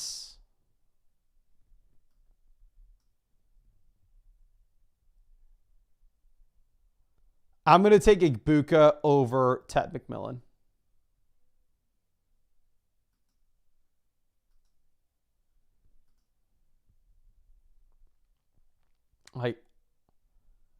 And then you have to play the running back with the guaranteed volume. You have to play Jordan Mason in the flex spot. I don't think that's negotiable. But really, in my opinion, Igbuka, Tet's going to be the play. I think Tet gives you a higher floor. Igbuka gives you a higher ceiling. Infinite with the start set here at quarterback. Give me May over Fields. For the flex, we're going to go London and Dobbins, considering Dobbins gets to play the Bengals as a heavy, heavy favorite. Undertaker here for the flex spots. Give me the combo of Scat and ETN in a full PPR format over Judkins. I hope I'm wrong here. Actually, not really, because I have both Scat and ETN in the Flock League. Give me 5 more Judkins on Underdog. Ipsy Joey with our next one. For the flex, T. Higgins will be the play easily. I'm playing Higgins over Worthy. I'm not super excited about what we have with Xavier Worthy's first weekend here. Tight end, give me Jake Ferg over Laporta easily. And then in the flex, we're going to go Waddle and Scat over like Mooney and Franklin. Forrest trading Walker, Sutton, Warren for McBride, Hampton. Upgrade at running back, upgrade at tight end. We pay Sutton, and it's an 8-team league, so Sutton really doesn't matter. So, yes, we will for sure do this. But it looks like we just hit 600 likes in the stream, so let's go ahead and let's send out some more free questions. Again, all you got to do to get free questions will be to make sure you dropped a like on the live stream and drop your flockfantasy.com username in the chat. And it does look like we've done a pretty good job. We'll get this to chocolate milk in 1 second, but it looks like we've done a pretty good job catching up on questions. Here's what I'm going to do. I will open up questions for y'all to be able to purchase them. But I want to be honest with y'all. I cannot for 100% guarantee that if you purchase a question, it will be answered in tonight's live stream. I'm going to get up super early tomorrow. We'll be live streaming for 6 hours before the games tomorrow.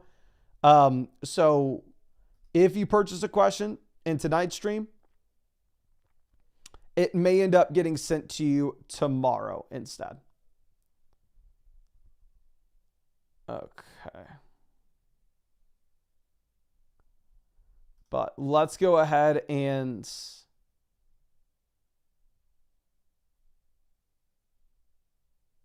send out some free questions in the chat, though.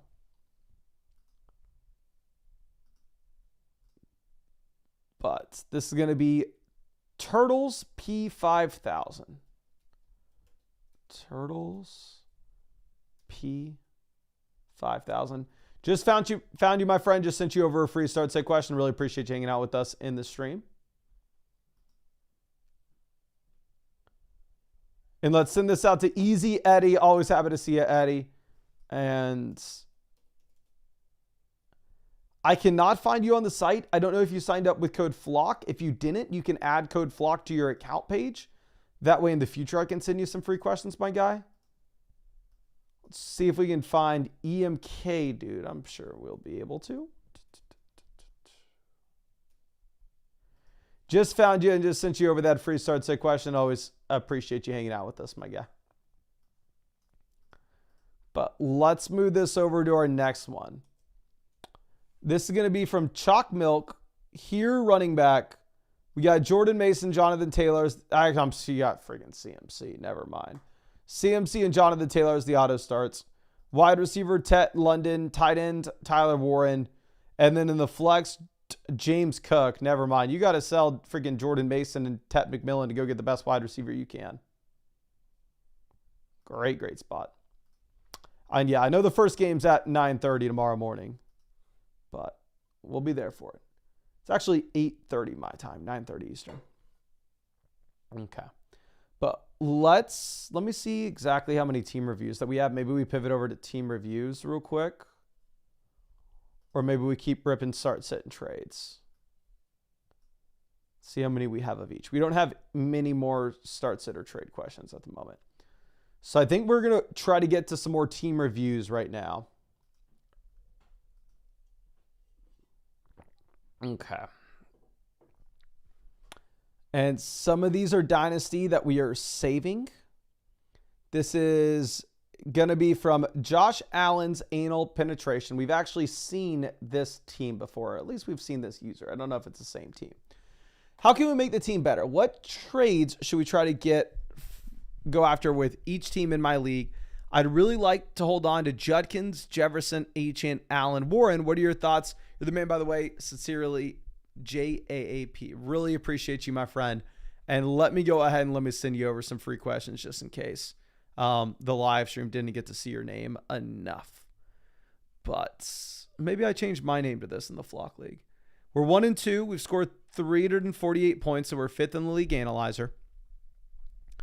Looking at league settings here, it's a league in which you can start 4 wide receivers weekly. So the depth's going to matter somewhat.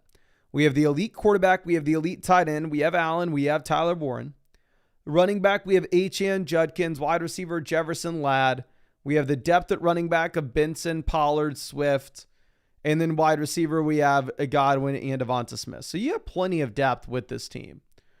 Like, obviously, there's no need for us to go out there and try to make an upgrade at either of the onesie positions. But I do think realistically, like, there is a trade that we could look at with this. And that would be selling depth, like a depth running back. Because you do have 5 startable running backs here. DeAndre Swift's our RB5. So obviously the first thing that you'd want to say is, oh, maybe we want to go through and maybe we want to like sell DeAndre Swift, sell Tony Pollard.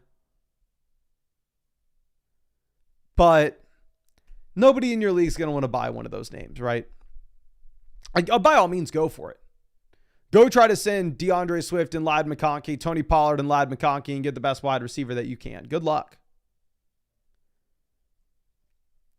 Realistically, you're just not going to get anything. Now, what you could walk away with is I think you could sell Judkins, you could sell Benson. Nobody wants the old crusty veteran running backs that are getting volume that you're RB4, RB5. Realistically, because you have Pollard, because you have Swift, it does make Quinshawn and Benson expendable. So I actually think the trade here is, can we try to send Judkins and Ladd and go get to a top-end receiver? Go get to somebody like Nico Collins. Because then you can backfill. You still have a great RB2, still have a great RB3, still have a great RB4. We're just more comfortable with our starting lineup in general. So yeah, I would try to sell one of the depth running backs. I know you specifically said that you didn't want to move off Judkins. Looking at the teams in your league that would be best targets for us to try to trade with, this team here is at the bottom of League Analyzer when it comes to what they have at running back. Maybe if you wanted to try to go like Judkins and Godwin and get to Garrett Wilson, that could be possible. Try to send like Judkins and Jettas and get to Puka Nacua. Maybe if you wanted to try to send 2 depth running backs, send Judkins and Pollard together to get to Kyron Williams. Ultimately, you just have to sell one of the running back depth pieces in a 2-for-1 deal. I know you said you want to keep Judkins, but man, like obviously go try to sell Pollard, but I just know your league mates are going to laugh you out the building. This team doesn't really have an RB3. Their RB3 is RJ Harvey. So the one thing you could look to do as well is just send like any running back not named Achane with any wide receiver not named Jefferson for Nico Collins. This team legitimately has no RB3. If you wanted to try to send them the combination of like Quinshon Judkins and DeAndre Swift to get to Breece Hall, you could go for that. But yeah, try to sell a running back depth piece. Get an upgrade either at wide receiver or running back. I would say you're going to be more likely to be able to sell Judkins Benson, though, than you'd be able to sell Pollard and Swift. And I think the actual production's not going to be that different between these players. But I really appreciate you and really hope that I was able to help you out in some way with this, my friend. And let me send you over some free questions, which we already did. So if there's anything that you want me to take a look at, be happy to. Okay. Let's move this over to our next question. This one's going to be coming out from Bo. Says, I'm in a bad spot. What do we do?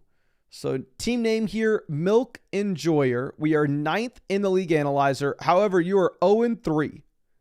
You're second to last in this league when it comes to value. I'm sorry, value, points scored, record, whatever you want to call it.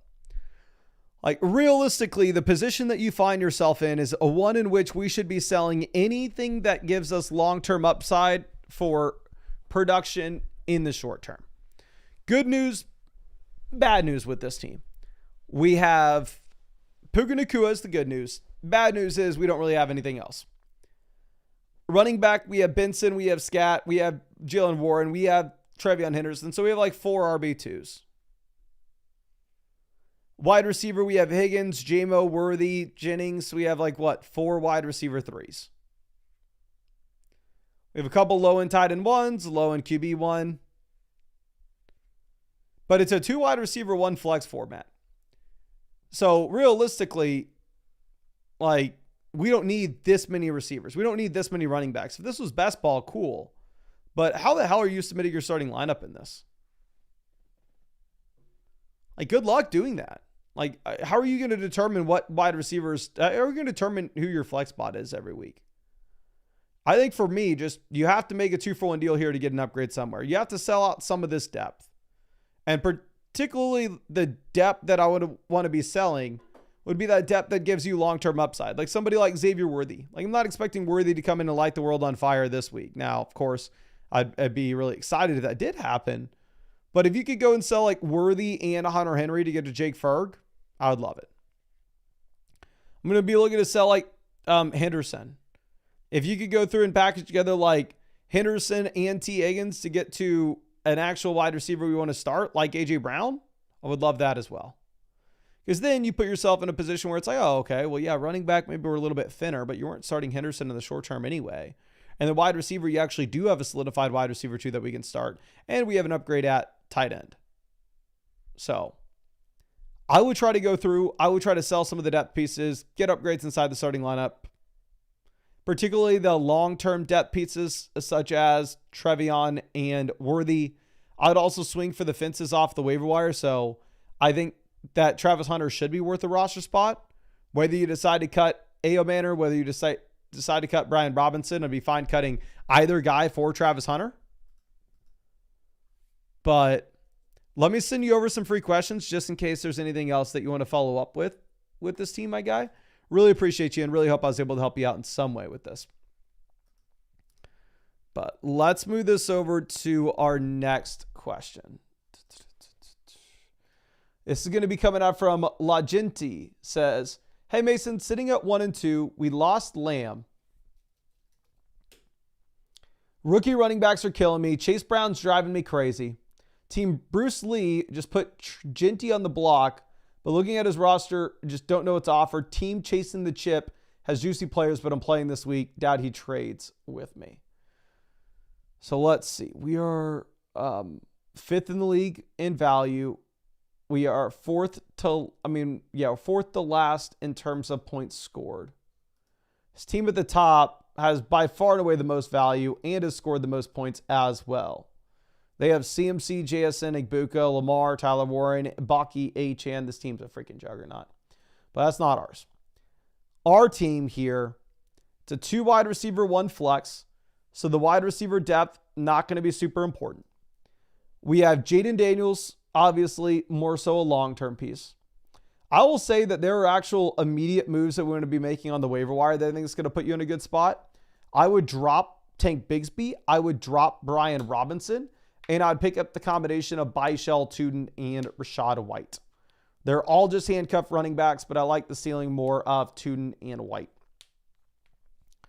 So make that waiver wire pivot ASAP. In your specific scenario, I would love to flip Jaden Daniels for Jalen Hurts if you're able to go through and if you're able to just get some production in here at quarterback in the short term.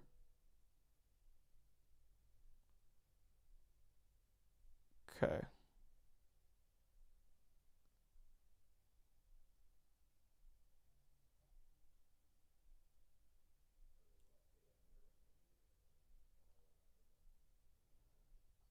Looking at what we have with running back.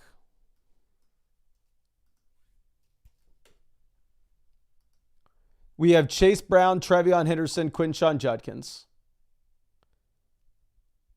We lost Lamb, so wide receiver starting Puka Pittman, tight end Hunter Henry. Here's the thing. You have a lot of long-term upside, right? You look at the long-term upside that we have with Trevion. Should be better later in the season than he is now. Long-term upside with Jaden Daniels. Better later in the season than he is now. Long-term upside with CeeDee Lamb. You have to sell some of this and get points in the lineup. I think realistically, what I would try to do is I would try to pivot from CeeDee Lamb to a wide receiver 1 that is playing right now.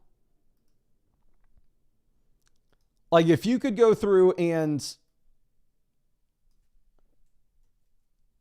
if you could try sending like Trevion Henderson specifically on your roster with CeeDee Lamb to go get an upgrade to Nico Collins, Justin Jefferson, Jamar Chase, to keep us in the fight right now, because you're not even starting Trevion, you're starting Chase Brown and Quinshon Judkins anyway.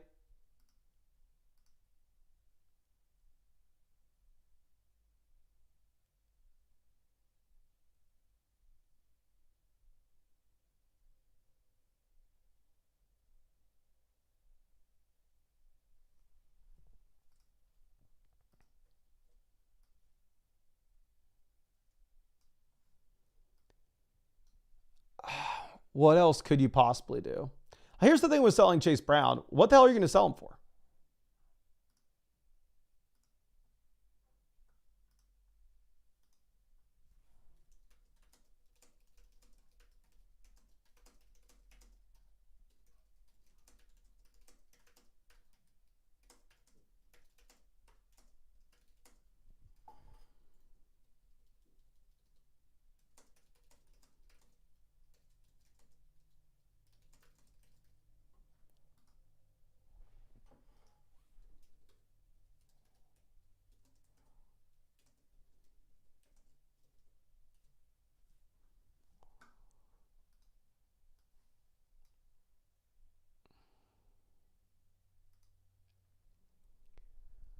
Ja'Cory Krosky-Merritt would be a very clear sell candidate for us as well. Like if you could send Ja'Cory Krosky-Merritt and Jaden Daniels to get to Jalen Hurts, that way we just make sure we're not having to worry about starting Marcus Mariota. Because the thing is, Mariota's fine.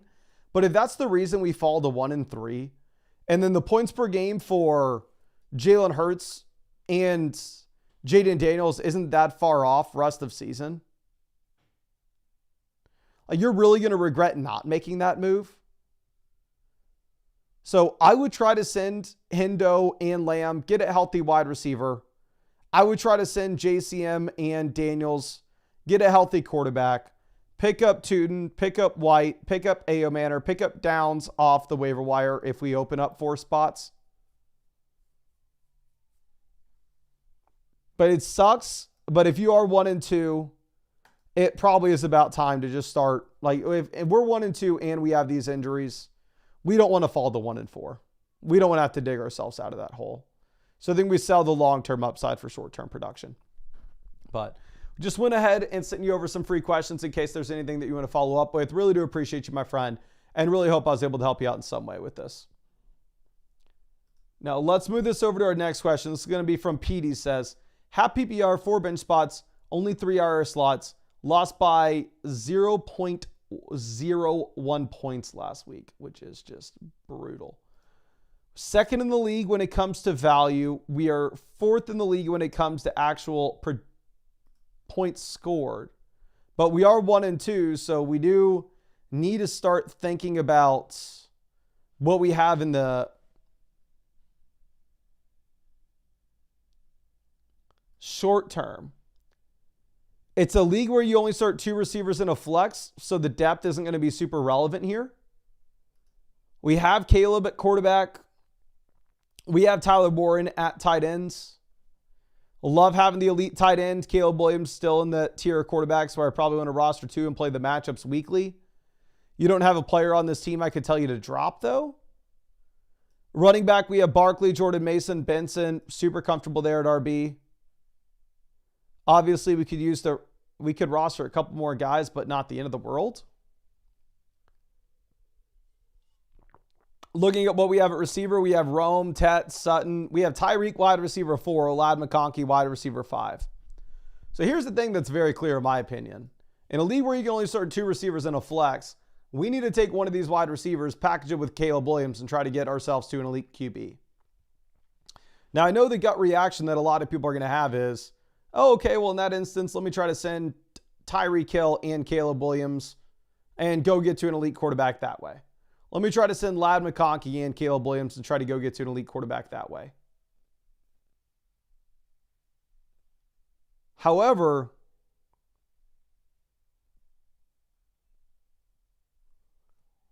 is anybody buying Tyreek? Is anybody buying Ladd? Don't exactly think so, but I'm pretty confident you could get somebody to buy Rome Odunze. Like, you selling Rome and Caleb Williams and getting Josh Allen or getting Lamar Jackson and then being able to go ahead and being able to just play Tat, Sutton, Tyreek anyway, and you have the elite QB, the elite tight end, great running backs, capable wide receivers. I think that would be the move that I'd be looking to make. Again, I wish it would be easy to just say like, oh yeah, I mean, you can try to sell Ladd, try to send Ladd and Caleb to the elite QB teams and see what they say. But my expectations are going to be that they roll their eyes. They're not interested in the Ladd McConkey. And they would take the deal for Rome Odunze. And realistically, we're kind of fine just throwing Tyreek Hill in our flex spot anyway. But I really appreciate you. I really hope I was able to help you out in some way with this. And I see the chat saying that Caleb is an elite producer. Hopefully somebody in your league agrees that Caleb and Lamar are the same. That way you're able to pull off that trade. But let me send you over some free questions to make sure that we can answer anything else that comes your way. But again, really appreciate you and really hope that I was able to help you out in some way. Now let's move this over to our next question. This is going to be from Mass Hat. Says, after starting 1 and 2, made some trades to try to improve. Traded away Lamar for Bo Nix and Derrick Henry. Then Brees for Ladd because Evans was out and my wide receiver depth was weak. Looking for advice on any moves I can make to improve more, or should I leave as is and hope the record improves? Let me go ahead and send you some free questions here.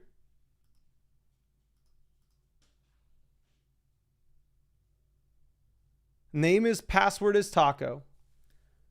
We are 6th in this league in terms of points scored. We're 1 and 2 though. We effectively just traded Lamar for wait, you've been busy. Yeah, Brees for Ladd because Evans. Then if we traded Lamar for Bo and Henry, how the hell are we sitting with Herbert and Dart? But anyway, let's go ahead and let's roll with this. So it's a 2 wide receiver, 1 flex league. So the depth's not going to matter much. And yeah, I don't even see Evans on this team. Is this the right team? Yeah, I guess because you have Ladd now and you have Henry now. So yeah, you've been wheeling and dealing. 2 receiver, 1 flex format. So again, depth not going to matter too much here. Looking at what we have when it comes to quarterback, we have Herbert, we have Dart. I'm probably never starting Dart over Herbert. I understand rostering him though, as it does look like most teams in your league roster 2 quarterbacks. Waiver wire options are pretty barren.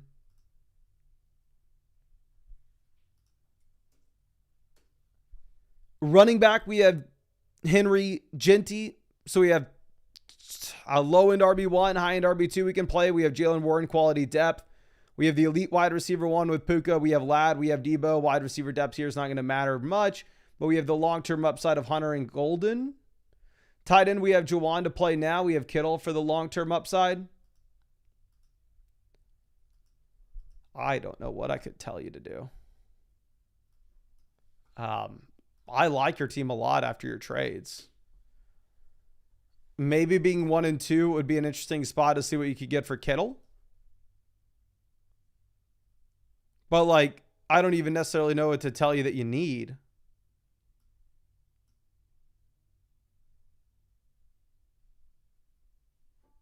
Because again, Puka wide receiver, like Derrick Henry RB1's fine. Puka wide receiver 1's fine. Jeanty running back 2 is fine. Ladd wide receiver 2 is fine. Debo wide receiver 3 is fine.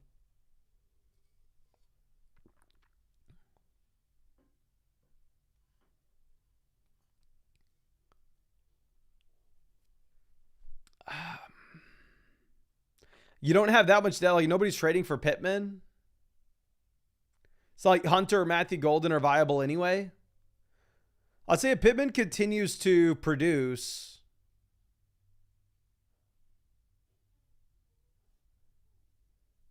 and Hunter, Golden break out, one of these guys break out, then maybe at that point you could look to sell like Ladd and Herbert to get to a top 2 quarterback, or Ladd and Henry to get to a better running back at that point. But obviously you felt the need to go through and you felt the need to pick up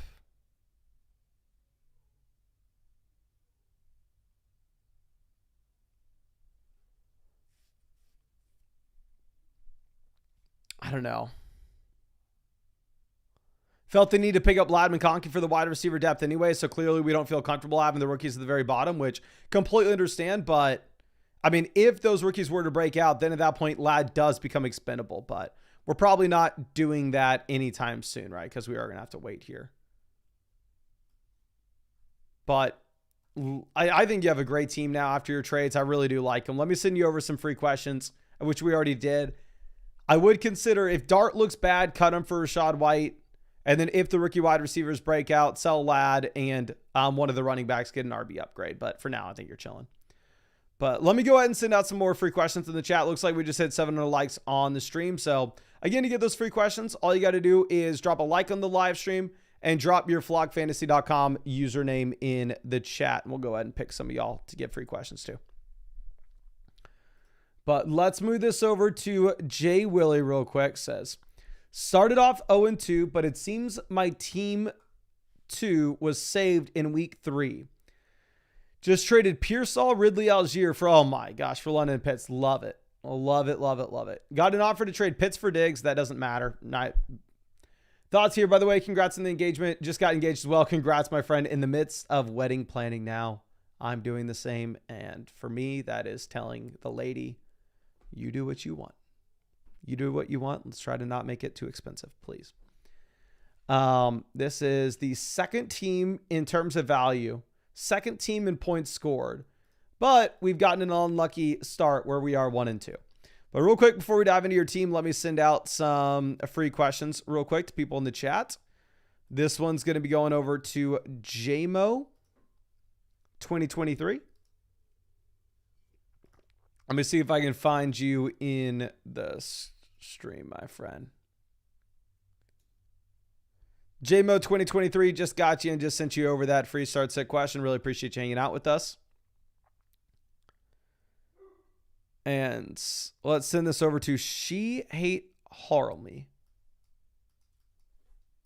She Hate Harlem. God, I'm an idiot. I'm sorry.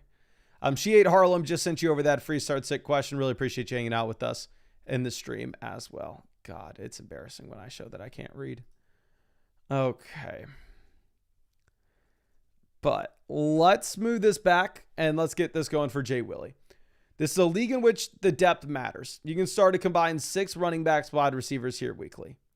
Now, with that being said, obviously having an elite quarterback, having an elite tight end isn't going to be as much of a necessity here in this style league, but we got it anyway. We have Lamar Jackson. We had Trey McBride. So we have arguably the QB1 or the QB2 and arguably the tight end 1 or the tight end 2. So absolutely love to see it and feel very good about that.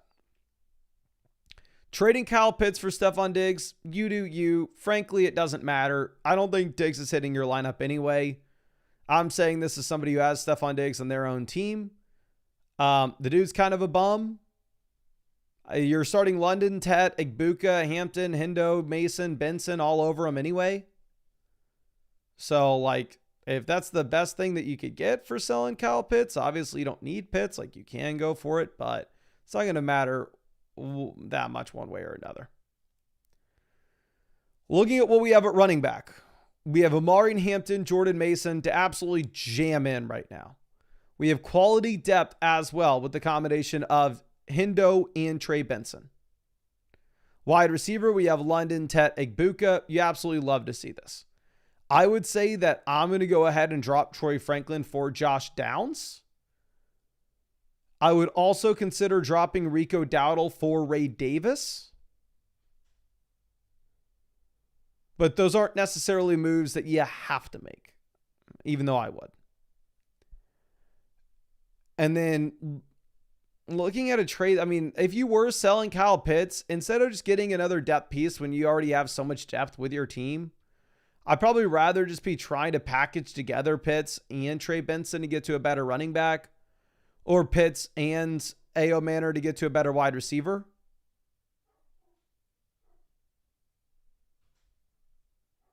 I got to figure out what's going on with the dog.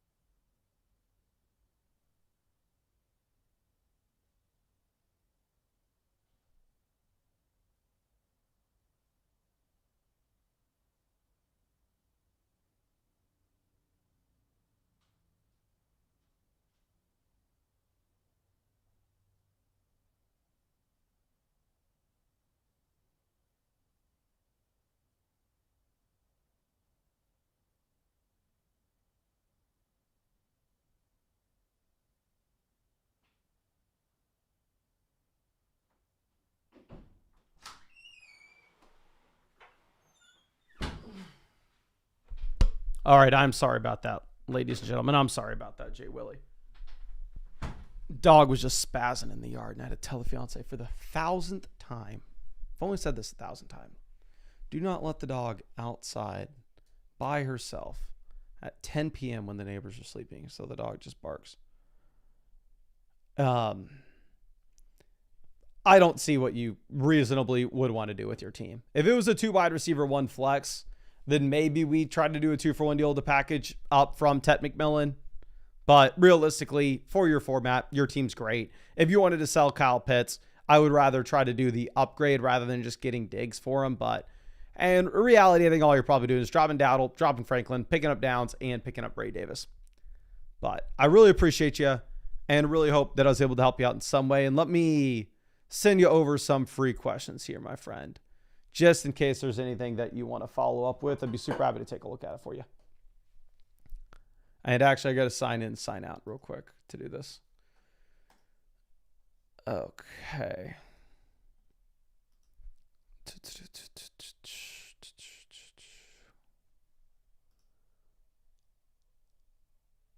Let me refresh. We are in J. Willie. Okay, perfect. Let me send you over some of these free questions. Maybe I already have done this, but if not, you'll have a bunch of free questions in your account. So super happy to follow up with anything that you want at any point this year, my guy. But, ooh, we don't have that many team reviews left. Perfect. This is from Noah. Says, I feel like I'm in a good spot, but need some help, maybe getting some depth. So this is Kirk Sized Penix. We are currently 7th in value in a 10-team league. We are 1-2. We are second to last in points. But it does look nice that there is one team in this league that is completely irrelevant. So it should probably be pretty easy to get to the... Ooh, crap. I'm sorry. I'm not sharing my screen. Should be probably pretty easy for us to get to the playoffs. Like, this team is... I have no idea who they took in round 2 of the draft. Like, that team is just straight up garbage. But we are second to last in points. So it's not like we're doing much better. Starting off quarterback, we have Caleb. We have Dak Prescott. 10-team league, not the best QB room. I would still say both these quarterbacks are in a range of guys that you are playing the matchups with weekly. Obviously not horrible by any stretch of the imagination. Looking at what we have when it comes to running back, we have Amari Hampton. We have Devon Achane. DeAndre Swift as well. So quality RB1, quality RB2. Quality RB3. I mean, depth beyond that's non-existent. It's a league in which you only start 2 receivers in a flex. We have A.J. Brown, Drake London, Tet. So 3 startable receivers. Egbuka's our wide receiver 4. And then Rice and Evans here in the long term, but obviously nothing right now. And then we have Dalton Kincaid, David Njoku at tight end. So this is a team that in the long term, you'll be able to sell a wide receiver like Tet McMillan. You'll be able to sell a wide receiver like A.J. Brown to go get an upgraded either quarterback or tight end. But the difficulty that you have with that right now is we have no Rice and we have no Evans for the time being. So for the time being, you're actually going to need to go through and you're actually going to need to hold on to the wide receiver depth. Obviously, this is just a short-term thing, but I can't tell you like, yeah, let's go trade for a better tight end tomorrow. Like, it is going to have to wait until we get Rice back.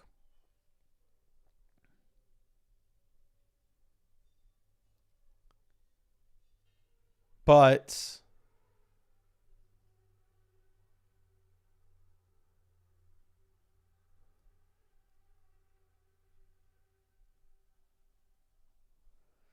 I wish I had something else for you. I think this is a great team. I mean, obviously it hasn't been producing yet, but if you look at the value on the roster, it is better than what the points are. I think you just got to wait for these injured guys to get back. If you fall to 1-3, then at that point it's red alert, sell Rashee Rice and go try to get a top end tight end. But for now at 1-2, you're not stressing as bad. But let me send you over some free questions just to make sure if there's anything you want to follow up with. I'd be super happy to take a look at it for you, my friend. Now, let's move this over to our next one. This is going to be from Psycholality, something like that. This is McTuddy with Fries. Says, not sure if I'm overthinking this team. I'm thinking of trading Jeanty Egbuka for a top tier RB to pair with Judkins. Any ideas would be great. Currently 1-2.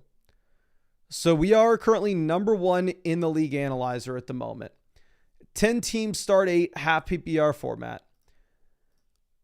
We have scored the most points in this league, even though we're 1-2. So we're a very unlucky 1-2. We have the elite tight end with McBride, and we have Jake Ferg, who's currently the tight end 1 in fantasy. So realistically, the move is you're going to sell one of these tight ends. Wide receiver, we're starting Puka, JSN every week. Best wide receiver room in this league.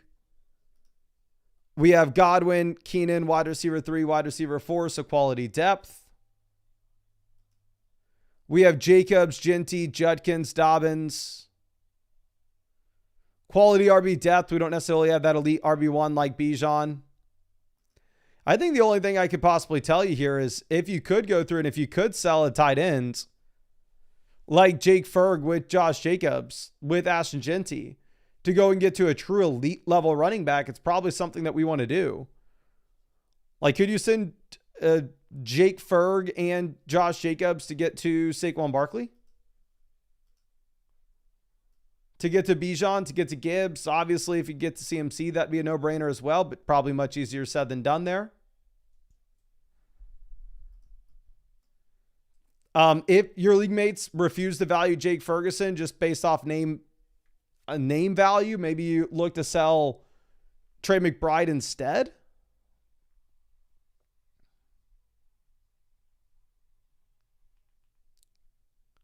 But that's what you just effectively have to do. I'd also consider dropping Khalil Shakir for Byshell Tootin, considering how strong your wide receiver room is, once Godwin turns into a viable name every week. But obviously, that's not necessarily something that we need to do right now just because Godwin's not trustable right now.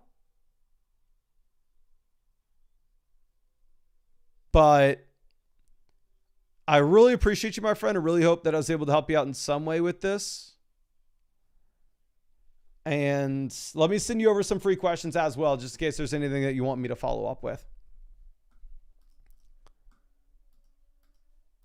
So Jonathan says, how far out are team reviews? Realistically, if you sent a team review in today, it's not going to be looked at until the earliest tomorrow morning, or possibly not even until after the games on the Monday morning stream.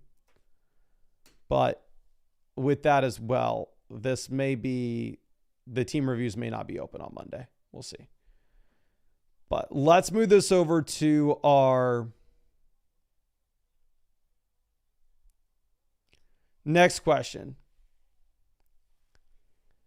This is good. Yeah. So here, I'll show you if you had a team review waiting, these are the team reviews that we have right now.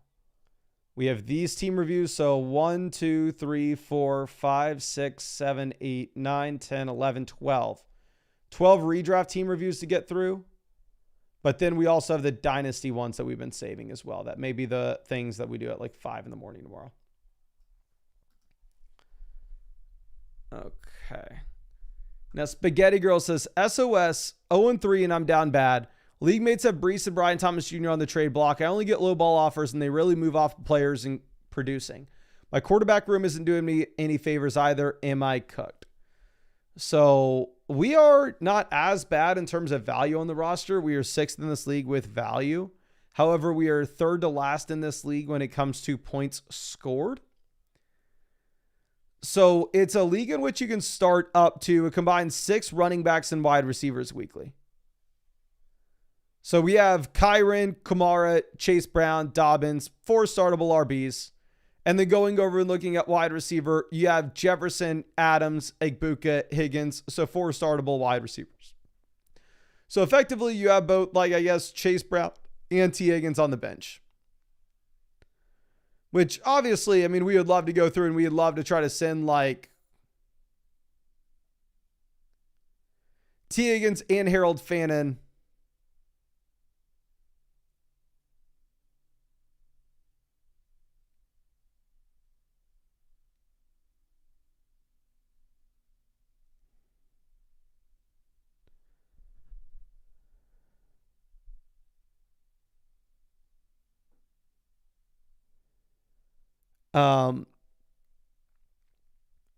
For a better tight ends.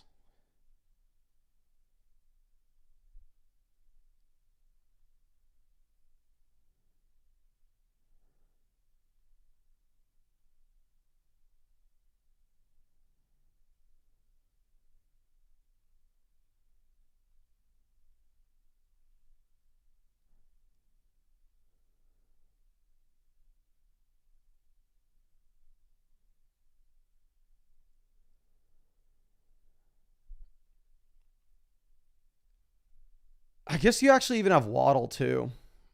So you actually have 5 startable receivers. So here's the thing, especially with how you described your league mates, there's no world in which you can sell Chase Brown. You're not going to be able to sell T. Higgins. You're not going to be able to sell one of these guys that aren't doing anything. If you were selling a player, it would have to be somebody that has been producing, that is exciting, with the assumption that maybe we could go through and maybe we could all of a sudden turn around and actually just move up some of the depth pieces where J.K. Dobbins all of a sudden's in our starting lineup, right?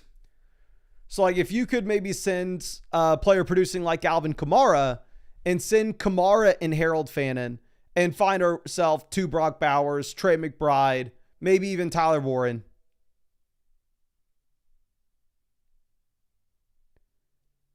If we send Kamara and Bo Nix together to try to get to one of the elite quarterbacks like Jalen Hurts, obviously the big 2 with Allen, Lamar, we'd go for it because you have plenty of depth for the flex plays. I would like to sell the depth as well. Just like you're not going to be able to sell Higgins for anything until you actually get a bounce back. Looking at options on waivers, I would for sure drop Alec Galemanor with how strong your wide receiver room is and pick up RJ Harvey. I will say, though, obviously, RJ Harvey is not going to be super valuable to your team because we need to be focusing in on how we get points right now. But you can kind of say the same thing with A.O. Manor. Both players are more excited about long-term upside with rather than short-term production.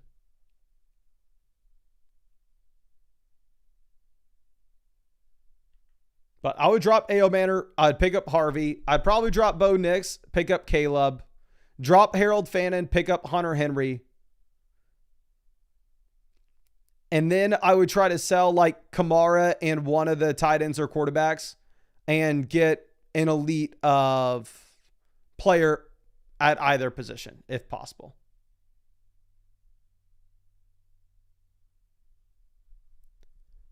But I really appreciate you and really hope I was able to help you out in some way here. And let me go ahead and send you over some free questions as well.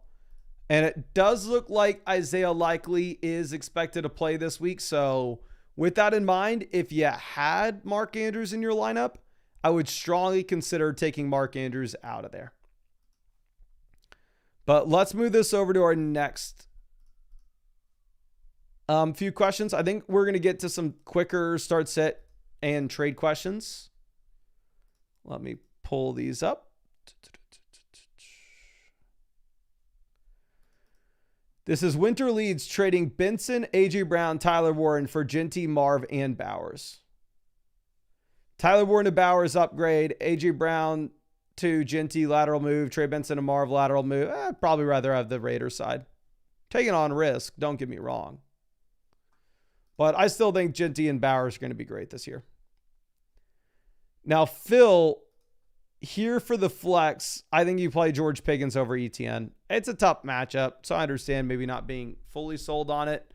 But the Cowboys are going to have to throw the ball, and the volume is going to be great. Just in the offense in general. And Pickens has been great as well. Now, let me see. Let me answer this real quick. Raw Cookie Dough says, how did the free questions with Underdog work? So started this offer yesterday. But essentially what happens is every morning Underdog sends me an email list with the email addresses that signed up to Underdog Fantasy with code FLOCK the day prior.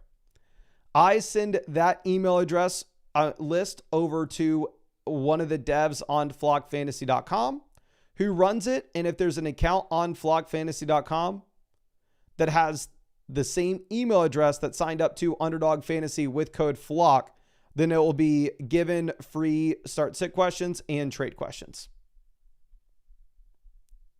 So you should be able to just get them the following day after you signed up with code FLOCK. And then in terms of the other promos that Underdog's running, like the free $100 bonus after you play your first 5, you're going to get that after you play your first $5 entry. It's not going to be immediate, but you'll get $100 added to your Underdog account after you play your first 5 if you use code FLOCK. That started yesterday as well. And then the free gimme picks should be live on the app as well. Try lock-in. I'm sorry, this is an offer for only first-time depositors on Underdog. But Port says, I use code FLOCK and deposited 50, never got my bonus here. You're not going to get the free $100 until after you play your first 5. Phil says, per Shefty, Jennings and Pearsall expected to play week 4. Jennings is to be limited. Okay, that is good to know as well. Now, Reyes Vert, here at wide receiver, we're going to go ahead. Ah, dear God, you have so many exciting options. Play Pickens. And then in the flex spots, you're playing wide receivers as well. I would go Roman Myers over A.J. Brown, to be honest, but it's so damn close. Now, Rocco here at wide receiver. I'm going to go Ladd over Brian Thomas. And then in the flex, in a full PPR format, I'll honestly go Brian Thomas over Judkins.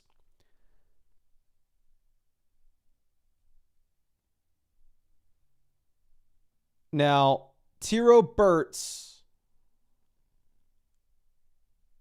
For the flex, I think we're going to go Waddle. Blue says, signed up for Underdog 2 weeks ago. It's a shame they didn't give me the 100 when I'm new to just signed up 1 week early. You should have got, yeah. So I've been with Underdog for 4 or 5 years now. This is maybe the 5th year. Underdog's been the only sponsor of my channel ever. I hope that they remain the only sponsor of my channel ever. I never want to have to be doing VPN ad reads like every other YouTube channel.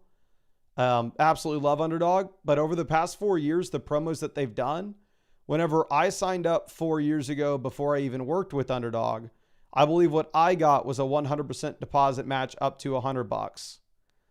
Then there was like a good month-long stretch where they did a $100 deposit match. I'm sorry, 100% deposit match up to $1,000. Then they did a 50% deposit match up to $1,000. And that was the thing for like 3 years. And then this year they changed it to, or just like a month ago, they changed it to a $50 bonus after you play your first 5. And now they changed it yesterday to a $100 bonus after you play your first 5. So,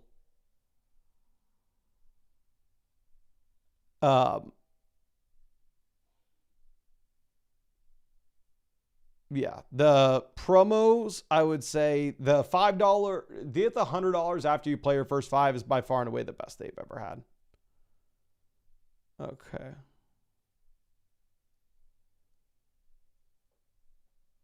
Now let's move this over to our next question.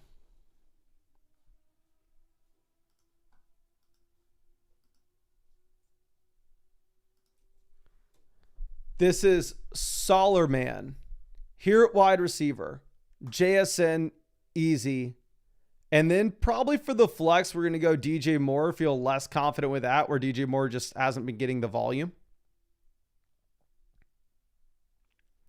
Blue says they gave me the 50% deposit match and the $50 bonus. You got both of them? I thought a couple of weeks ago it was just the... Did anybody sign up to Underdog today or yesterday? I'm assuming you didn't get like a 50% bonus, right? I'm assuming you just got the $100 added to your account after you play your first 5. There's no way they're doing the deposit bonus and the $100 bonus.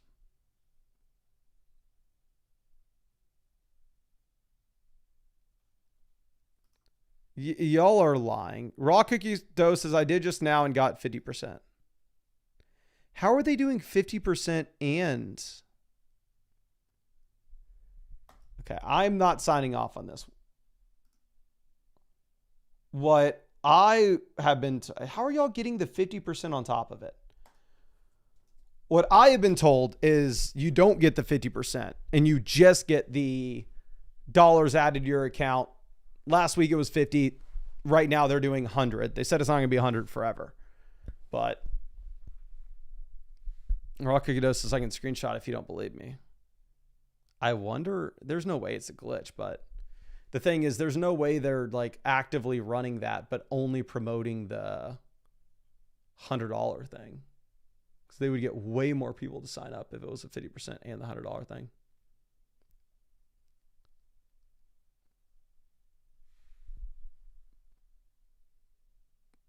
Okay. Tristan says, I signed up today, $100 after you play your first 5. So you didn't get the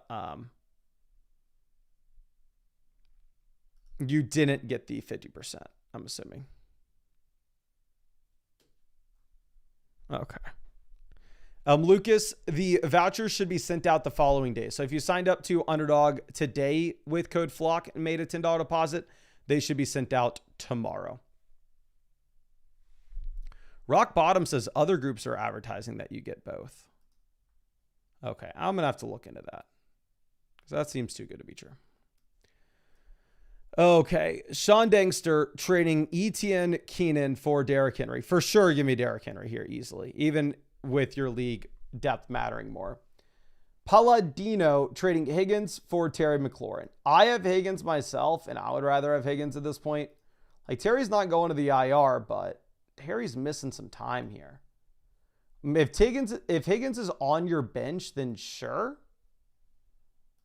But I would rather have Higgins in a vacuum. Now, Jace, here at wide receiver, we have no Lamb. I would play Worthy over Golden this week. Not super confident with either. Elijah trading Judkins for Pickens and Tootin. I'd rather have Pickens over Judkins at this point. Brymac, quarterback, give me Fields over Geno if it's a 4-point passing touchdown format. Give me Geno over Fields if it's a 6-point. Krashee Rice trading Egbuka and Mason for Jamar and Sharps. It's an 8-team league, so like we don't need Jordan Mason looking at how strong our team is. I would say most teams probably can't afford to do this, but yours, if it's an 8-team format, yeah, go get Jamar Chase. Now this next one going to be from Espinge. Here for the flex, half PPR format. I'm probably going to take Tat over Kamara. I'm getting more and more concerned with Kamara. Chiefer Reefer. Every time we see your name, we say it differently. Go CMC at running back, wide receiver Egbuka, tight end Kincaid, and then in the flex, Jordan Mason very easily. Ire Fire here at wide receiver. Sutton, actually no. God dang. Your team's good enough where you can go with the floor. Just play Sutton and Egbuka. And then tight ends, we're going to go Hunter Henry. Okay. Now, Dog Whisperer. And actually, it looks like we just hit 800 likes on the stream. So let's go ahead and let's send out some more free questions. All you got to do is drop a like on the live stream and drop your flockfantasy.com username in the chat if you want those free questions. Now, Dog Whisperer looks like didn't actually include any of the players here. So I'm going to send you over a free start set question so you can resubmit this. Kiona here for the flex. Waddle in a full PPR format here pretty easily. Like the game's actually supposed to be pretty high scoring between the Jets and Dolphins this week. Kiona with another one, trading Benson and Golden for Brock Bowers. I'd for sure do this. 14-team format, so maybe it's a little bit tougher, but yeah, looking at your team's good enough. You can do it. Obviously, I'd rather sell Pitts than Golden in that, though. Now, let me send over some free questions, and we'll get back to it. Let's go. Okie something. I can't say this. I'm not smart enough. Let's just, what I can do is I can copy and paste it and send it over. OKIDLI. Just found you. It looks like there are 2 accounts set up with this on the site. I'm going to send it to the one that was set up on September 1st. And let's send another one over to Minty Freshest.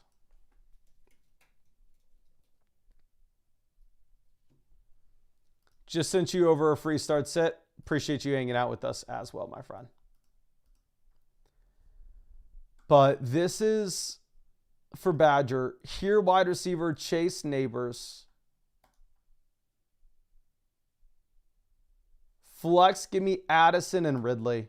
Like, I don't think JCM's startable with the injury, to be honest. We have no Rice. We have no Lamb, so it's the most disgusting thing in the world. But full PPR format, I'd rather start Ridley than JCM.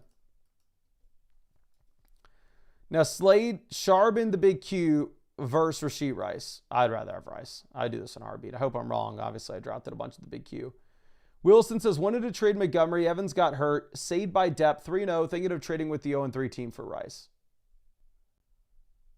So looking at what we have here, Love to Herbert, massive upgrade. Debo to Rice. Give me Rice. You're paying Sharps to get it done.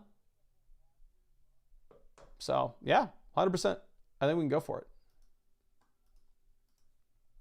Frank to Tanks to say, Mason, 0-3 had some bad weeks. Need a win. Help.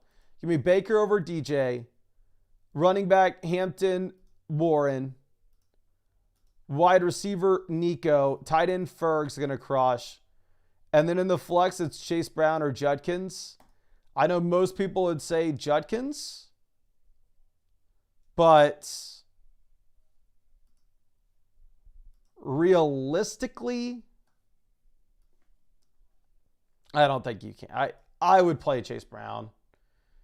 They're both garbage offenses. I know Chase Brown's offensive line's been much worse. Chase Brown himself's been much worse. But he's at least getting like 20 opportunities a game and getting work as a receiver as well. Now, Jay Sapp says, hey, Mason, I need wide receiver help. Who should start? Also, who should we trade at running back to get a stud receiver? So, I'm assuming we already benched Harrison. If you're looking at Worthy Golden, I would go Worthy over Golden. But if you needed a flex, play Amari and Hampton over the wide receivers for sure. And then I think you can leave the wide receivers as is. Obviously, I wish that we would have started Amari, but maybe it's a little bit too late for that. I would go Bo Nix over Goff given the matchup. But yeah, Amari and Hampton would be the very, very clear flex there. Okay. Now, It's Sacred says, waiting until the crap buy, then ditch TJ. Oh, okay. If this is an option, you do it now. And you either pick up a tight end off the waiver wire or you take a 0 at tight end during the Tucker Craft buy. But if you could trade TJ Hawkinson for CeeDee Lamb, you do so without thinking for a second about it. Now, looking at Phil here, we got Jordan Mason, in my opinion, as the start over Hubbard and Brees. But yeah, this is if this is really a 12-team league, this is unbelievable. This looks like it's an 8-team format. Okay, let me refresh, see if we have some more questions coming in.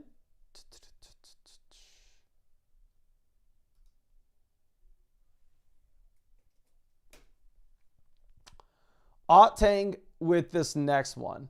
Trading Brees for Brian Thomas. I have Brees ranked slightly ahead. Looking at our team, though, like you don't really need either position. I'm okay with you doing either one of these deals, but taking either one of these sides. I would say I'd prefer Brees in the flex, to be honest. Try Locken says, what time are you live tomorrow? I'm going to try to go to bed as soon as this live stream ends. Sometimes it's hard to go to bed right after the stream. I'm going to try my best. And then I will wake up as early as possible. We streamed for almost 6 hours before kickoff last Sunday. So last Sunday, we started streaming at 7 a.m. Eastern answering questions. This Sunday, I will try to do the same, especially since there's the game in the morning. But depressed Gator fan. Here, running back, give me Jordan Mason, Derrick Henry. Wide receiver, Rome Jefferson. I'm assuming you benched Marv. Kincaid over Njoku. Garrett Wilson, Chase Brown, full BBR format. I think you can go Garrett Wilson.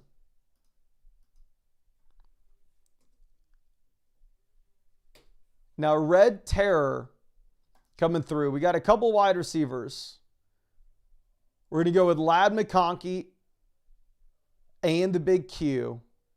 And then in the flex, Jordan Mason's an auto start. Again, I'll reiterate to everybody here, if you're watching this live stream and you have Jordan Mason on your bench, please end this live stream and just go put Jordan Mason in your lineup. And then I promise you we'll save you on Sunday. Okay, now Gunna Boy says, flex is in question. Worthy and Addison's first game, or do you go with the Packers receiver? Not sure which tight end to trust. I would go Juwan Johnson over TJ Hawkinson. I'm starting Hawkinson myself, but realistically speaking, it's just so thin. Hawkinson's been horrible.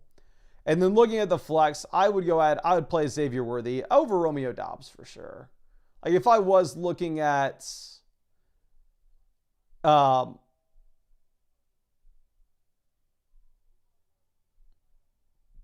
like getting a Packers wide receiver in, I would opt to go with Matthew Golden over Romeo Doubs.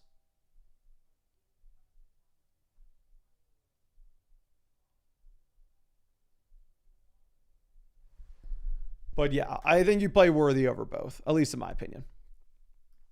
Now, Phoenix Lance with our next one says, half PBR, 0.2 point per carry, big play bonuses as well. So in that instance, Cam Scott at running back, Egbuka, Sutton at wide receiver, and then we for sure want to be flexing RBs. You for sure flex Jalen Warren here. But yeah, you just go ahead and you just jam in the running backs in the flex. This is an incredible team at a point per carry, especially having Allen. Incredible team. Now, Cadester trading Benson for Chase Brown. I have Benson RB24, Chase Brown RB20 rest of season. Obviously, we can agree that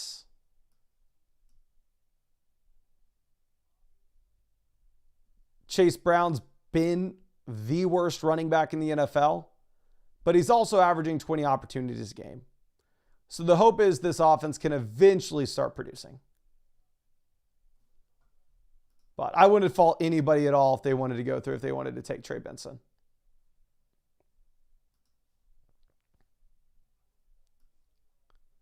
Now, Phoenix Lance, always happy to see you, my friend, says, which we just saw your question 2 questions ago. Sorry.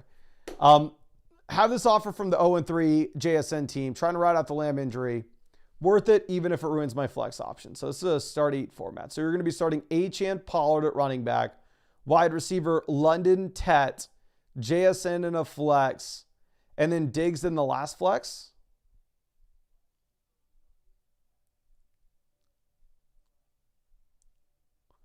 Here's the thing. I would assume that this trade doesn't process until next week, right? This trade doesn't process till this next week, and we can start Egbuka and Jalen Warren this week. I think we want to. Because again,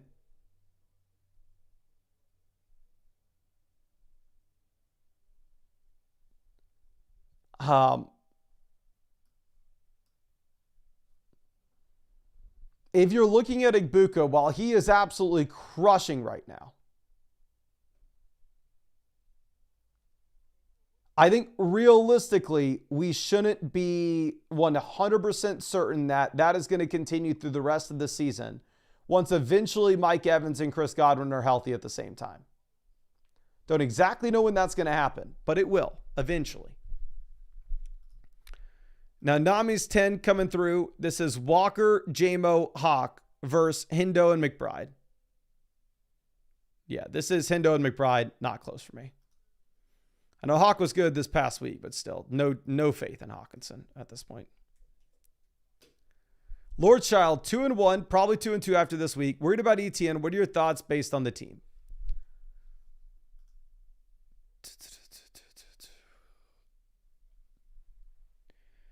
Lamb to London, lateral move, depending on your record. ETN and Benson to Kyron. Probably give me ETN and Benson. Afterwards, we'd have Kyron, HN at running back.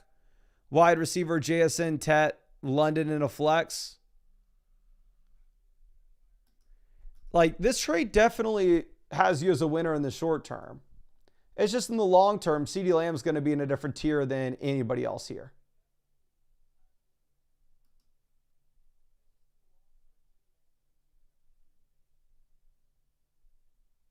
Okay.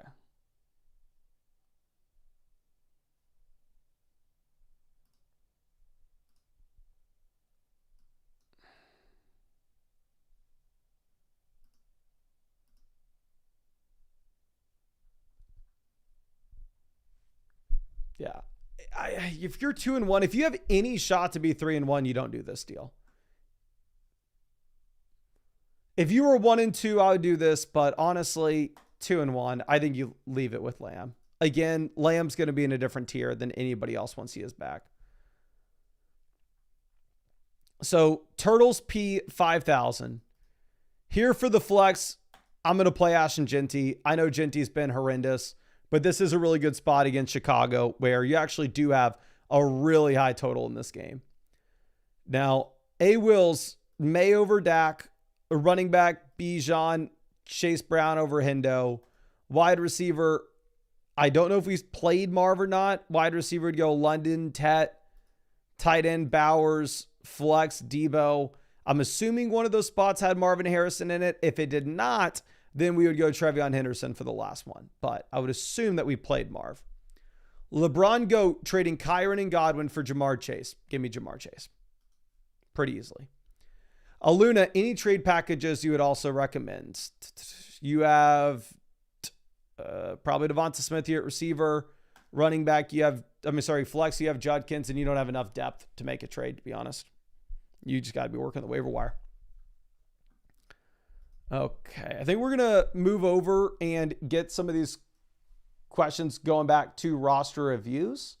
So let me pull those up. And as I do this, I want to remind y'all as well. I know we were talking about this earlier in the stream, but Underdog has the best new user offer that they've ever had. I've been with, at least since I've been with them over the past 5 years. Underdog Fantasy at the moment, if you use code FLOCK and sign up, you will get $100 added to your account after you play your first 5. Never done anything close to this. The next best promo they've ever had is $50 after you play your first 5, but they moved it to $100.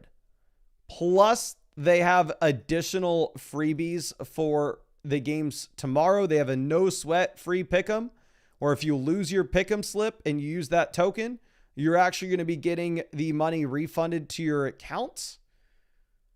And then on top of that, it's called the no sweat token.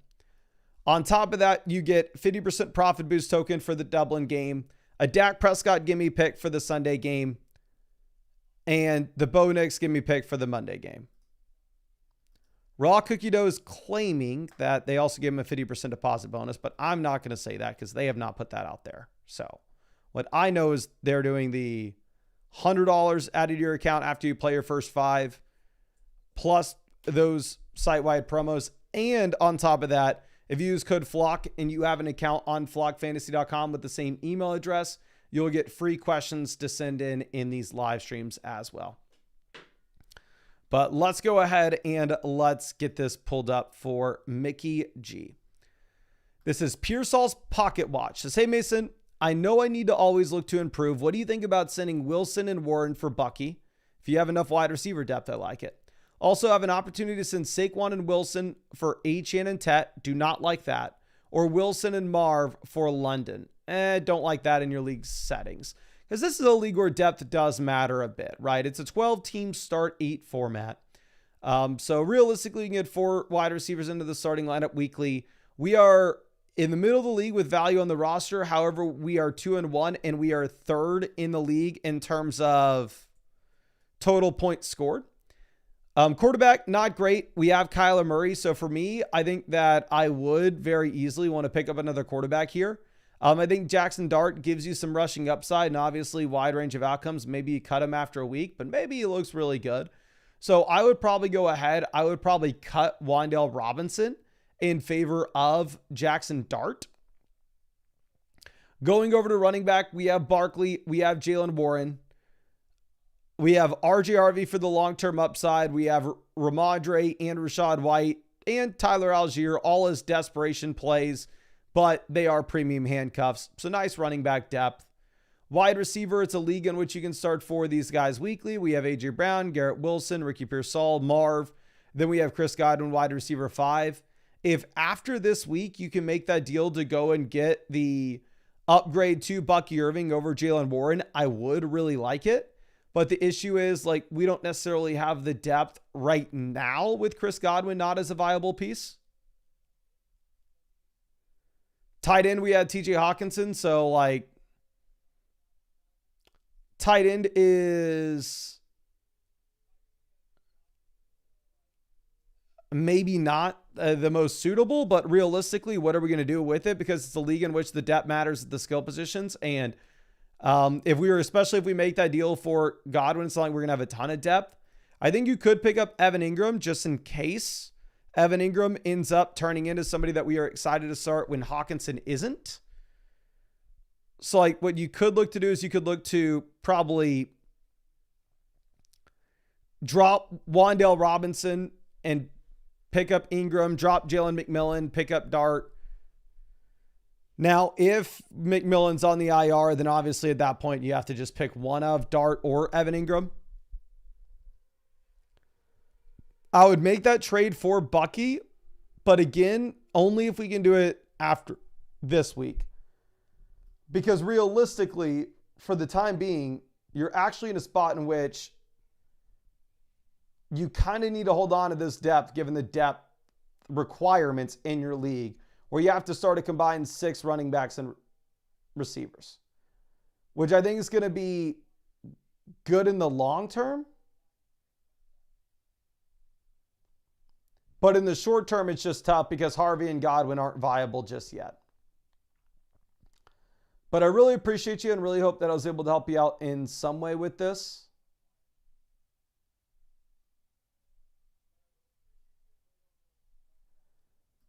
And let me send you over some free questions if I haven't already, just in case there's anything else that you want to follow up with. I'll be super happy to take a look at it for you. But let's move this over to the next one, which is Lil Booyah says, Happy PR, need some help. I'm 2-1. Thanks. Thank you, my friend. We are Sunday snoozers, 2-1. However, we are near the bottom of the league in terms of value on the roster. We're in the middle of the league in terms of points scored. But quarterback, we have the combo of Baker and Geno. For me, I think that there's a very easy pivot that we can make here. Dropping Geno Smith for Jared Goff. I would for sure do that right now. Going over and looking at running back, if I had to pick a running back to put on my IR between Tajee Spears and Joe Mixon, while I understand there's a risk that Joe Mixon never comes back, I mean, ultimately, you're just shooting for the upside, right? So, I mean, I would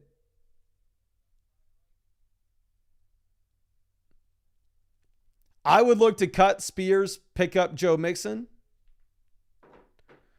Going over and looking at wide receiver, I would cut Troy Franklin. I would pick up Josh Downs.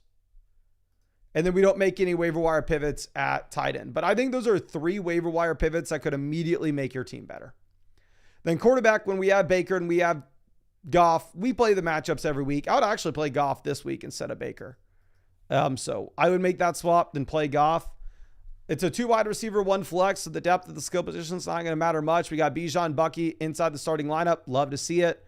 Wide receiver, we have Lad, Marv. You hate to see it. Flex spot, it's going to be questionable between these depth skill positional guys.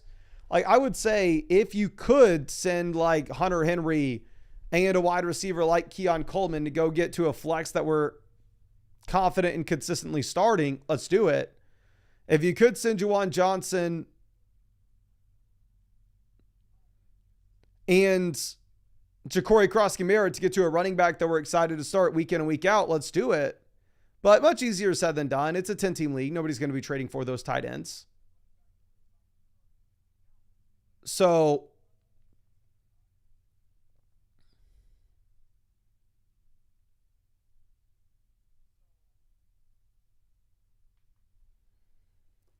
I would probably just roll with this as is. Probably play the matchups for the flex spot between like Keon, Tucker. I'd probably throw...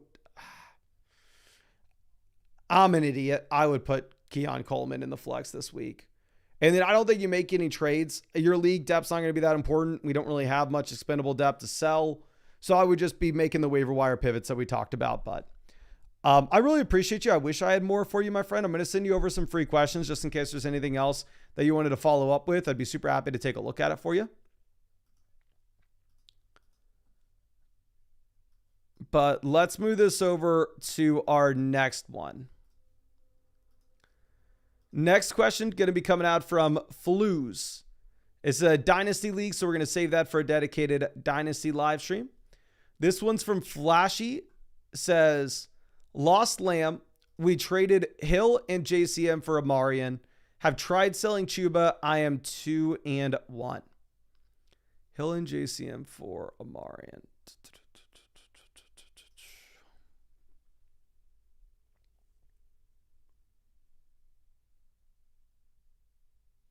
I like that. Let me see. 2-1, 2 wide receiver, 1 flex format. We are third in the league in value. We've scored 328 points, so we're near the middle of the league when it comes to points scored. Quarterback, we have Dak and Love to play the matchups with. I would be starting Love myself. Running back, we have CMC, Hampton, RB1, RB2. Love to see it. So it looks like we were able to make that trade. We have Hubbard there for the flex. We have RJ Harvey for the long term. Oh, dear God. Ugh. Oh, my God. Oh, dear God. We're having to pick between Addison, Ridley, Jennings, Diggs every week to start. Absolutely disgusting.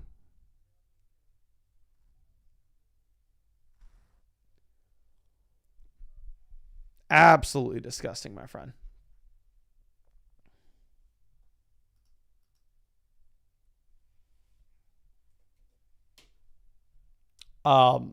We have Hunter Henry at tight end. We have Hawk in case Hunter Henry turns back to dust. Here's the thing. Like, selling Hubbard for like a wide receiver makes sense on paper. We're first in the league with running back value.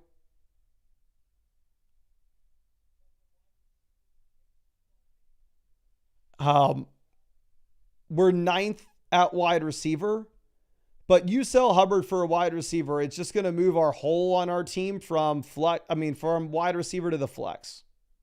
I don't really know if that's going to be the answer. I think the answer may be you have to sell CeeDee Lamb at a loss. I think you may have to just try to package together CeeDee Lamb and another wide receiver on our team, like Jordan Addison, and see if there's any way possible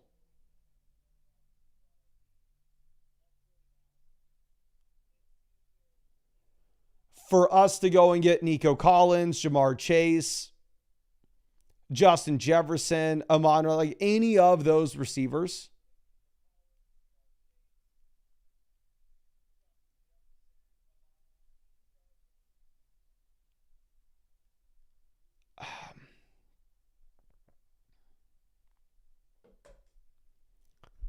Because you can't roll. I know you're 2-1, so obviously it's not something that we absolutely need to do. But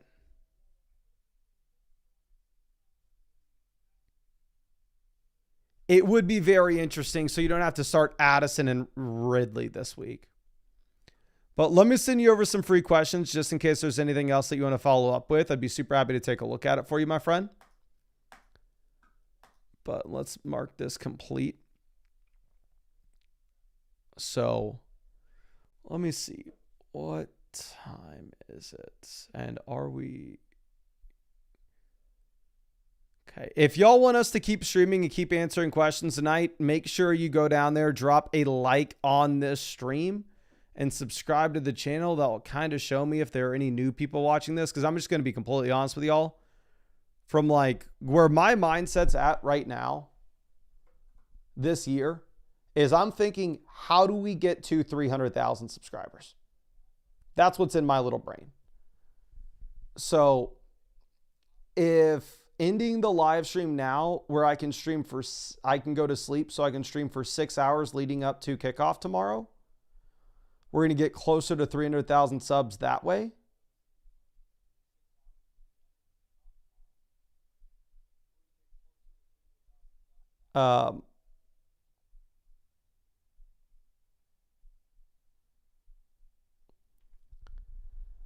But we may be better off waiting to do that tomorrow. Let me see. Did anybody subscribe? Do we have new people in here?